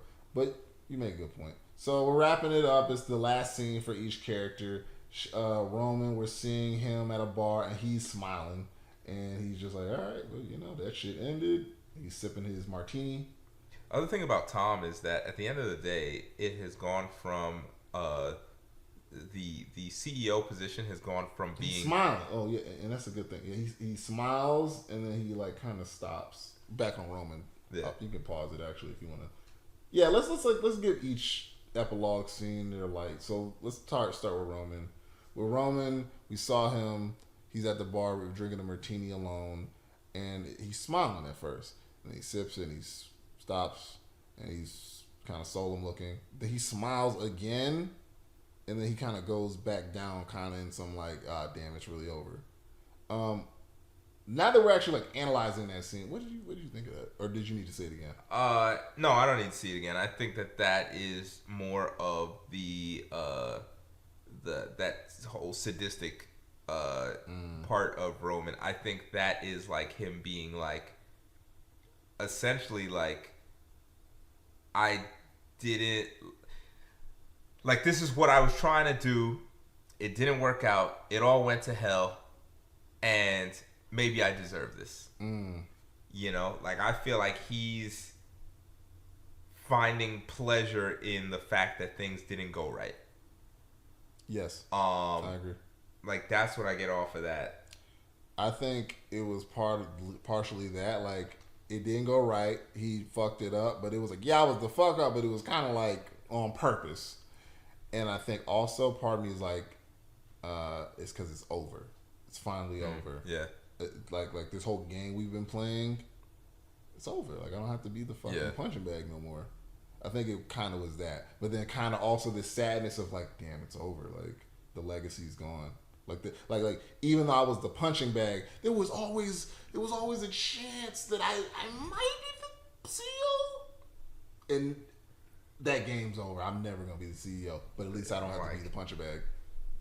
It's so interesting that he like up to the last second was having those like breaks where he like thought the possibility was there, like he was cracking, and he was like, "Well, it could have been me." I'm like, dog, Roman, let that go. It could only have been Kendall, and Kendall, now that we've analyzed it, was a terrible choice. Yes. So it's just like, no. The only answer was none of y'all. Honestly, for the betterment of everything, and that's the other thing. Like it's like, was Shiv really just having a come to Jesus moment, like with the presidential election shit, where she's like, wait a minute, this is determining this is gonna affect the country and the world, and like this is the right thing to do. I think so. I think she kept on through this episode, kept on getting hit with punches of clarity. Yeah. And like I said, I think she was watching that video of her dad and being like, wait a goddamn second, why are we trying to take over this company, and why are we smiling so hard at this video? You know what I'm saying? Maybe she was smiling at first. Maybe she caught herself in it, like, hold on. Like, this is all theory, of course, but like, I have to imagine that maybe she remembers being at that table and being like, I remember being at that table and being like, this is stupid as hell, and I hate this man, and why are we all trying to entertain him? Kind of on some ironic shit, like she's watching Succession, because she's watching it on the TV. Like she's watching it on the outside of the box. That's a good yeah, take. Like I'd imagine, like, just being somewhere with someone that I hate, it being recorded, they pass away, and then I watch it, and I'm like, oh, I remember them. I'm so fond of them. Hold on a goddamn second. Wasn't I at that same table being like, yo, this is like lame, and I hate that person? And so I think that she was getting hit with shots of clarity, and it was getting more and more as it got to that table. And then she finally, like, because people kept telling them, y'all didn't even like your dad. They kept on telling over and over and over again. Right. They're like, no, I loved him. I thought he was the greatest. Yeah. And I think it finally, enough time passed, it finally hit, and she was like, wait a damn second, I hated my dad. Yeah. And she started being able to see things clearly. The rose-tinted glasses finally dropped off of her. Yeah. And then afterwards, obviously, they dropped off of Roman and by force, and they did not drop off of Kendall. Right. No, they didn't. I think Kendall was the most bought in. I think you can kind of, it's like, I think with Shiv, it's like she went off and she literally went to the left and fucking was doing her own thing. She made her own name. She was like, fuck it. Roman was like the little lapdog being abused, and there's only so much you can take before you're just kind of like, all right. I think he still loved the dad, but he was just kind of like, like, all right, I'm over it. Kendall was so bought in, like his identity was tied into being the successor. Yeah. And like you said, like he just couldn't let it go. There was something I was going to say, tying it back into earlier in the episode. Like I think I lost it. Go ahead. So now we're gonna go into the epilogue scene with Shiv and Tom. They walk into their nice ass, was it a Lincoln or something? I don't know. I think it was a Benz. Oh, you're right. It was a Benz. They were going to this Benz SUV. I forget what she says to him, but he's pretty much on some bullshit. Yeah, she's congratulations. Oh no, yeah. I think he said, "Oh, I know." Like, oh yeah. Yeah, which look at this. No, I'm looking at the watch. It's AP. Lord have mercy. But he puts his hand out, like, yeah, like I'm the CEO, and like, like, hey, like we're together, right? And he puts his hand out, and Shiv just kind of like lays it on top, begrudgingly. Like you could tell she doesn't even want it to be on top, but it's a Mercedes. You didn't say it was a Benz, yeah.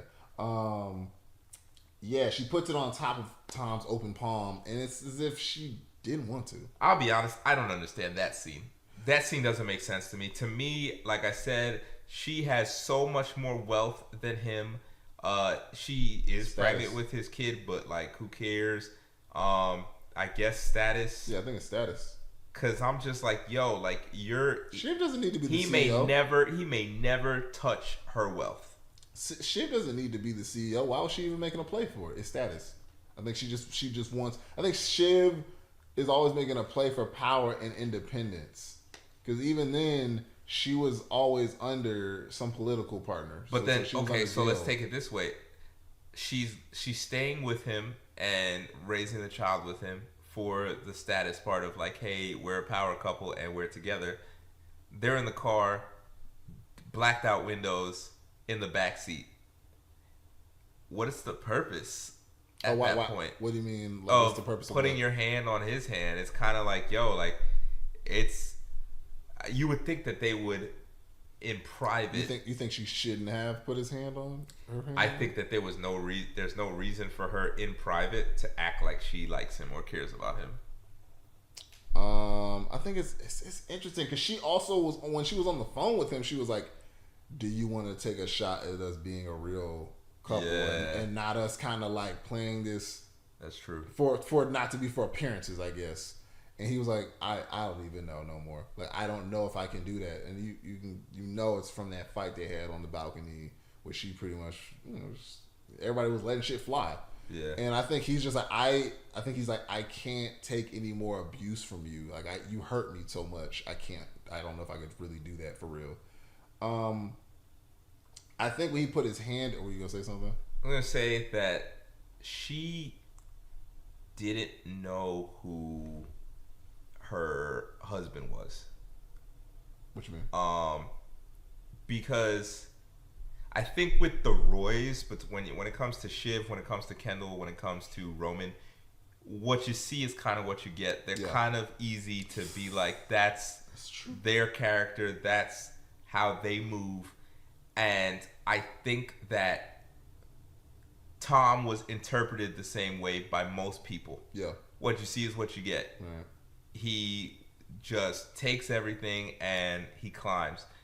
And I don't think that people, Shiv in particular, even though she was his wife, understood that he will only take it up until he is of a higher status than you. I think you're right. I think she's realizing, I've been playing his game this whole time. Like, shit. Like, I thought he was my little plaything, and he was just whatever. But no, he was the big fish this whole time. Like, he's been. And she thought that there would never be a moment in time where he was of a higher status. She always thought, like, you're always clamoring to get to where I am, and you'll never be here, and you're pathetic. Right. And then it's like, okay, hey, I'm there now, so I don't need to move in facade. And I think a lot of people in life move in facade. Yeah. And sometimes it's due to circumstance. Right. And so I feel like with him, it's that. It's like, hey, I was moving like that, and I was making myself, the target of everything, but only because of circumstance. Now that I'm in a circumstance that I don't have to do that anymore, now you're getting the real me. Right. She's finally in the back seat of that car getting the real Tom. And the real Tom was when he walked through, his head was up, chest out. That was Tom. Because even when, it's like, he only acts the way he does around the Roys. Yeah. And it's like, when he's not around them, he's a whole different guy. It's like, he's like, yo, how many heads can I cut off? He's talking to Greg crazy. Yeah. You know what I'm saying? You're right. He's a whole nother, you're right. Yeah, and it's like, I could not act the way I did around Greg and everybody else around y'all because y'all had so much more power than me. Right. Now we both have the same amount of power. Okay, now what? Where are we? Right, and I think you're absolutely right. She's just now seeing Tom for the first time. Like, this dude is a threat. This dude is he really is a threat. I didn't just marry some little puppet. Like he's someone who they like what Carl and Frank said. They were like, damn, maybe we should have cut his head off way sooner. And he said something. He was like, "That's without saying." Like we, you know what I'm saying? It's like, yeah, he's like fucking Baby Cell from fucking Dragon Ball Z. Yeah. Like, they could have killed this motherfucker so easy, way early, but they let him eat. They let him keep eating. Yeah. And then they purposely let him eat another android. Yeah. He got powerful, and it was like, oh shit, he's too powerful now. Damn. It's exactly that. Yeah, so I think at this point he now has to well, at this point, like I said, the Roys are what you see is what you get. So he knows who she is. She now has to learn who he is now that he's not hiding or taking everything that she'll dish at him. Now that he can move in a way that he wants, she has to learn who he is now and decide whether that's something she wants to be a part of. And there is a part of Shiv, I think, that likes that isn't attracted to the type of dude that will just, take whatever crap is thrown at him. Oh, she's definitely not. Because of that whole conversation they had on the balcony, right? And so, realistically, she probably could be more attracted to Tom as he is now than she was when she met him. But again, it's essentially a whole new person. So she has to see... Right, but I think it's pretty much like this. If she's married to someone, like if your wife was married to this woman's married to a guy, and then she opens the door one day and sees him sucking her dad off, but now he's fucking a billionaire. She still saw him do that. I think it's that. It's just like, you were eating a lot of shit, and this is how you got here. You got here because you ate shit, and I think also it's like Shiv is a self-made woman. Like, she's not just a sit around. She's not like Kendall and Roman, or Roman especially, where it's like, I mostly got through with my name. Kendall was in the business, but he got in the positions he was because his name. She went off. She had her name, but she made her own, name for something. I think that also adds to how she kind of sees Tom, where it's like, you're sucking dick just to get up. Like, you're the equivalent of the girl who was just fucking dudes just to raise her, status. And she's just kind of like, I just can't respect it. But I think that scene where he put his hand out and she begrudgingly put hers on, it was but your way did win. And it's just like, yeah, you did F all these guys to get to the top power position. I have to give it to you. You're ahead of me. Like, all right. I think it was that. Crazy. Yeah. Anything else on that scene? No. It's just crazy because, like I said, it's like, it's just interesting to imagine, like, you're with someone for all this time and you have this perception of who they are and all of this. And not to say that it's wrong, because that is a part of who they are, but I just can't imagine it. It's like a turn of a dime. Turn of a dime? Yeah, turn on a dime. Yeah, turn on a dime, and something like that. Because it's a small surface and then turning on. And then all of a sudden it's like you're getting this whole other person. Yeah. And they were this person the whole time. Yeah. You just didn't know. And then with her like being in a space where it's like she's actually trying to see what that Tom is like. Right. And then also it's like, she has nothing now. Like, what does she have? No, she got a lot. No, she got money, but status-wise, like, again, where she's like, all right. Oh, no, well, the status does go, wait, you're still a Roy, and you're still a billionaire, so none of that goes. I mean, business-wise. Like, she has no, like, play. She can't go back. Well, I guess Tom could get her in, but then she's got to ask Tom. Well, it's the same, like, the producers were talking about Kendall. Like, at the end of the day, you're now just someone who's just sitting around with nothing to do that has billions of dollars. You can start a whole new company. Yeah. It'll be successful no matter what, just because you have money. Right. So she could be a CEO of whatever company she wants. The only thing, as they mentioned, is the only difference is they are not guaranteed for their companies to be the giant conglomerate that Waystar was. But they can start whatever. If they are into bicycles, they can start a giant bicycle company. Right. They can do literally whatever they want. I think it's also the fact that they lost the game.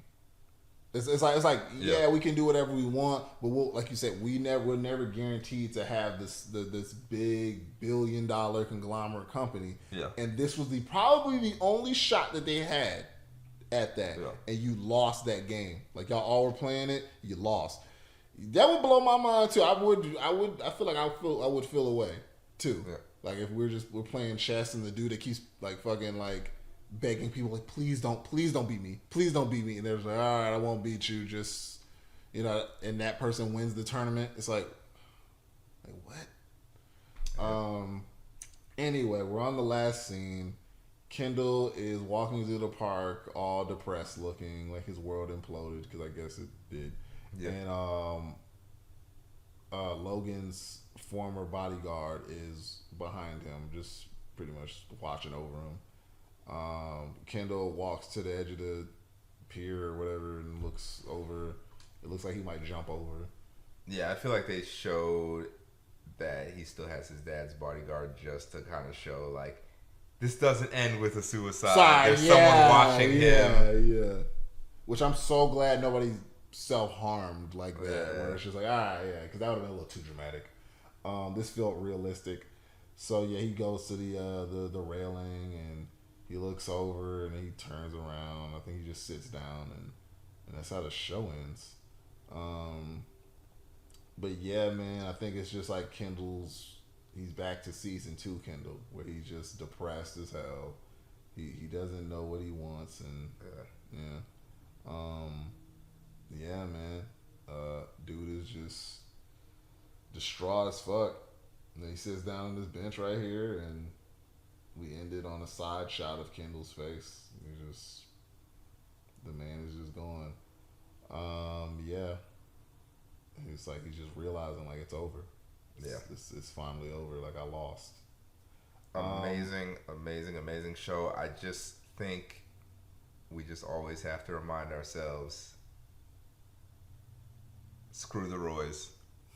They didn't lose out on anything. They ended the show as being richer than they started. Oh yeah, absolutely. Yeah. They ended up billionaires. I don't believe they were billionaires where it started. I think they just had millions or hundreds of millions. Yeah.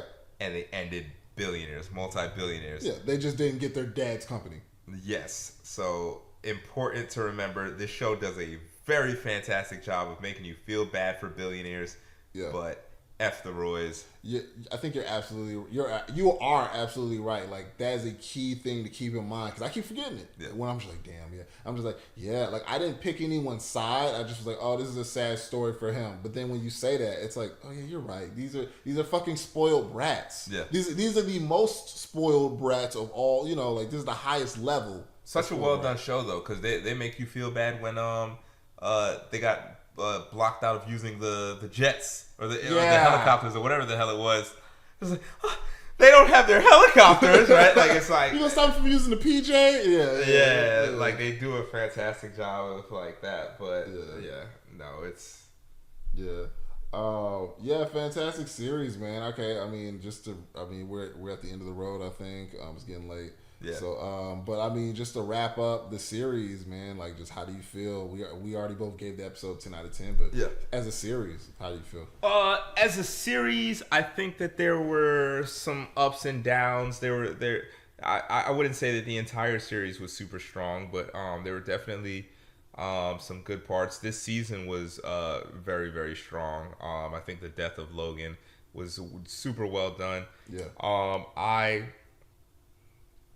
I like the series. I like the series a lot. I like, me personally, I don't like watching shows that showcase too much of rich white people.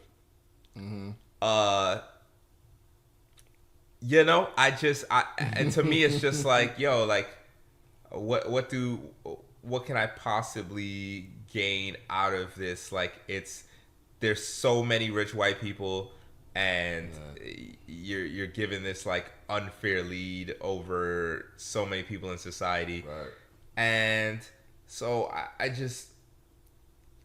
think that they have such a different perspective on the world where it's just like your perspective kind of grosses me. Their perspective kind of grosses me out some. Yeah. But this show does such a good job of taking it even a level further, because I'm talking about rich white people as in like maybe somebody's got $1 million. Yeah. They're talking about rich white people and billionaires. Yeah, multiple billions, yeah. And then they actually have somehow done the job of making it interesting to me and focusing on certain things and not others, right? Like, we're not going on shopping sprees with the Roys. Yeah, that's true. We're in the boardroom and we're learning about what a bear hug is. Yeah. So they just do a very good job of keeping me engaged and allowing me to see how certain things actually do have an effect in real life. Mm-hmm. Because now you can, if you're watching the stock market and you're reading the news, now you have a little bit more grasp on certain things, right? Yeah. So I think just a great show overall, because it has me interested in something I have no interest in. Right. They say that the best art reflects life. It helps you understand life more, and I feel like this show absolutely does that. Like you just said, I think every time I get an alert on my phone, like, oh, the head of Twitter is announcing this, or they're stepping down, or the head of Tesla, Tesla, like I think I got alert, Ford's EVs are now going to be able to use Tesla's, EV charging stations or whatever. They inked a deal on that, and I'm already thinking like, oh, what was that boardroom like? Who are the heads of what is the conversation going on? What are the plays they're trying to make? What happened to make this deal go through? And this show made me really care about that and actually be able to have a visual of what that might look like. And it is shaping the way I see the world. Yeah. And that's why I will say that this is one of my favorite shows of all time. This is probably a top 5, 10 show for me. It's and the fact that the finale stuck the landing so well. I'm just like, I want more. Like, part of me was like, yo, I just want a little epilogue episode to see what they're all doing now. Yeah. And that's it. I don't need another season. I just need to see what's Roman doing. What happened? Yeah, they just need one of those after scenes where like they show each person and then the little text at the bottom. Right. Because I'm like, what is happening with Kendall? Did he go back to drugs? To me, I can't see him doing anything outside of going back to drugs. Right. I can't see him starting a small company. I can't either.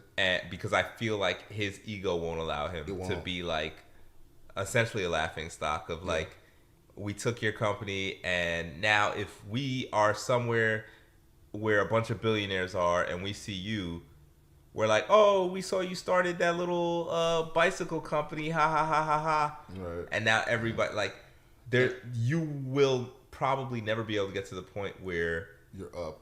Yeah. Best you can be is like, oh, well, you are a billionaire. And then it's like, oh, well, you got your money out of your dad's company and like, that's it. Yeah. You'll never be able to compete with the, tech giant CEOs. Right. And I mean, I think, I always think about when he was going against his dad, and they were like, all right, this is the pitch that we have for you. And he's like, okay, but I want to hear the pitch, but I think it needs to be this, but also this. Like, we're going to be strong, but we're also nimble and quick and light. But we're also heavy, and we can make some damage. It was just like, he was just saying shit that was like, okay, you're just talking now. Like, you can't let other people, take the reins and do their job. You have to feel like you're doing everything. Mm-hmm. And I feel like that's also a reason why he couldn't start a new business, because like you said, he's a narcissist. His ego won't let him. He won't let the people under him do what they need to do. And if he's brought into a business, he's gonna feel like he should be the president of it, even though he don't probably know shit. Yeah. He really only has the capacity to be an owner, but not an actual worker. Yeah. Right. You're absolutely right. Like, he skipped so many steps, and he's seen that as his future so long, he couldn't imagine, going back to ABC. Yeah. But yeah, man. So I would honestly say drugs are probably his most likely, unfortunate, but I would say that's his most likely I would say Path. Yeah. Honestly, I feel like Shiv and Tom would probably try and start going to like therapy, start working through their issues. I think it would probably be for naught. I think it would break down after some time, and then they eventually go on to co-parent. And I would honestly say that Tom probably loses his position after a while. I think at some point, what's it called, would probably meet an American he likes better, and change the CEO, because that's another thing about that position. It's no longer a position that can be, only swapped out by the board. Now there's somebody that can do it at will. They could swap out that CEO position at will. So that's another thing I think that I'm like, these positions where you were saying like, it could be swapped out at will. Like, I'm like, oh, these are just names. These are just letters that are strung together to give you some type of like status or whatever. It's not a real. You're not really doing anything. Some of these positions. Yeah. It's like you're not really doing anything. It also made me realize like, oh, once you're at the top, you really can just do anything. You really can just be like, yeah, this person's my cousin on my whatever side. Yeah, give him a job making like $80K. He don't know what the fuck he doing, but like, just give him a job. We'll say he's the chairman of seats or whatever. Some shit. Jared Kushner. Right. I don't know, but yeah, man. Trump's son-in-law. Oh, yeah, you were telling me. Yeah, right.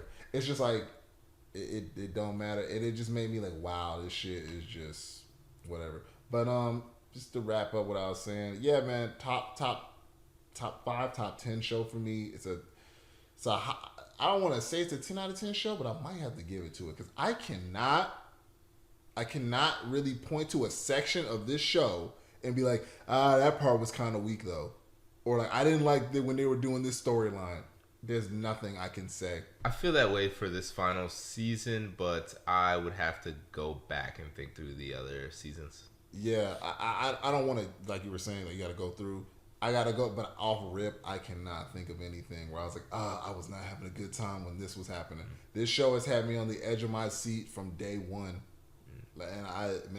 And I feel like the meal has ended. My stomach is full. And I'm like, all right. All right. Yeah. It's closing down? All right, well, at least I got the memories. I was like, oh, okay. Man, but yeah, man, that's Succession's finale. Yeah, I guess we're just waiting for the sequel, Succession Part 2, Tom. And we'll see where it goes. Womp scans. I heard they might be doing a prequel. Do I care about young Logan? And the kids? No. The kids from the intro? Yeah. I'll be honest, I don't. Only because I think the further back in time, the more prominent the racism and sexism will be. Okay. And so I'm just like, now, they have black people in the office and all type of stuff. Yeah. I'm not trying to have this go back into like Mad Men time. Oh, yeah. And well, it'll probably be like the 80s or 90s. 80s, 90s? Yeah. Because if this is like the 2020s, was that 20 years ago? And then the kids would probably be in their 20s or teens. So it'd probably be 80s then. Because then that would be 40 years ago. But then even the 80s, wasn't that like the drug boom and and also the hard on crimes? Yeah. Reagan. I'm good. I don't want to watch anything about. I already know the people in this show are racist. I don't want them I don't want to watch them be more deep in that racism and sexism and all that. I'm just like, I'm good off that. Okay. This is, to me, watchable because they're not overtly showing so much of their racism. Because I will say, if I watch a movie or a show or something and like the racism is just too blatant and too much, I lose interest. I feel that. Yeah. Okay. Yeah, but just to wrap it up, all right, this was the first episode of whatever Oreo and Devron's podcast is going to be. Stay tuned. Hopefully we'll be doing this on a more consistent basis. But yeah, that was Succession finale. Both of us giving it 2 thumbs up, man. For sure.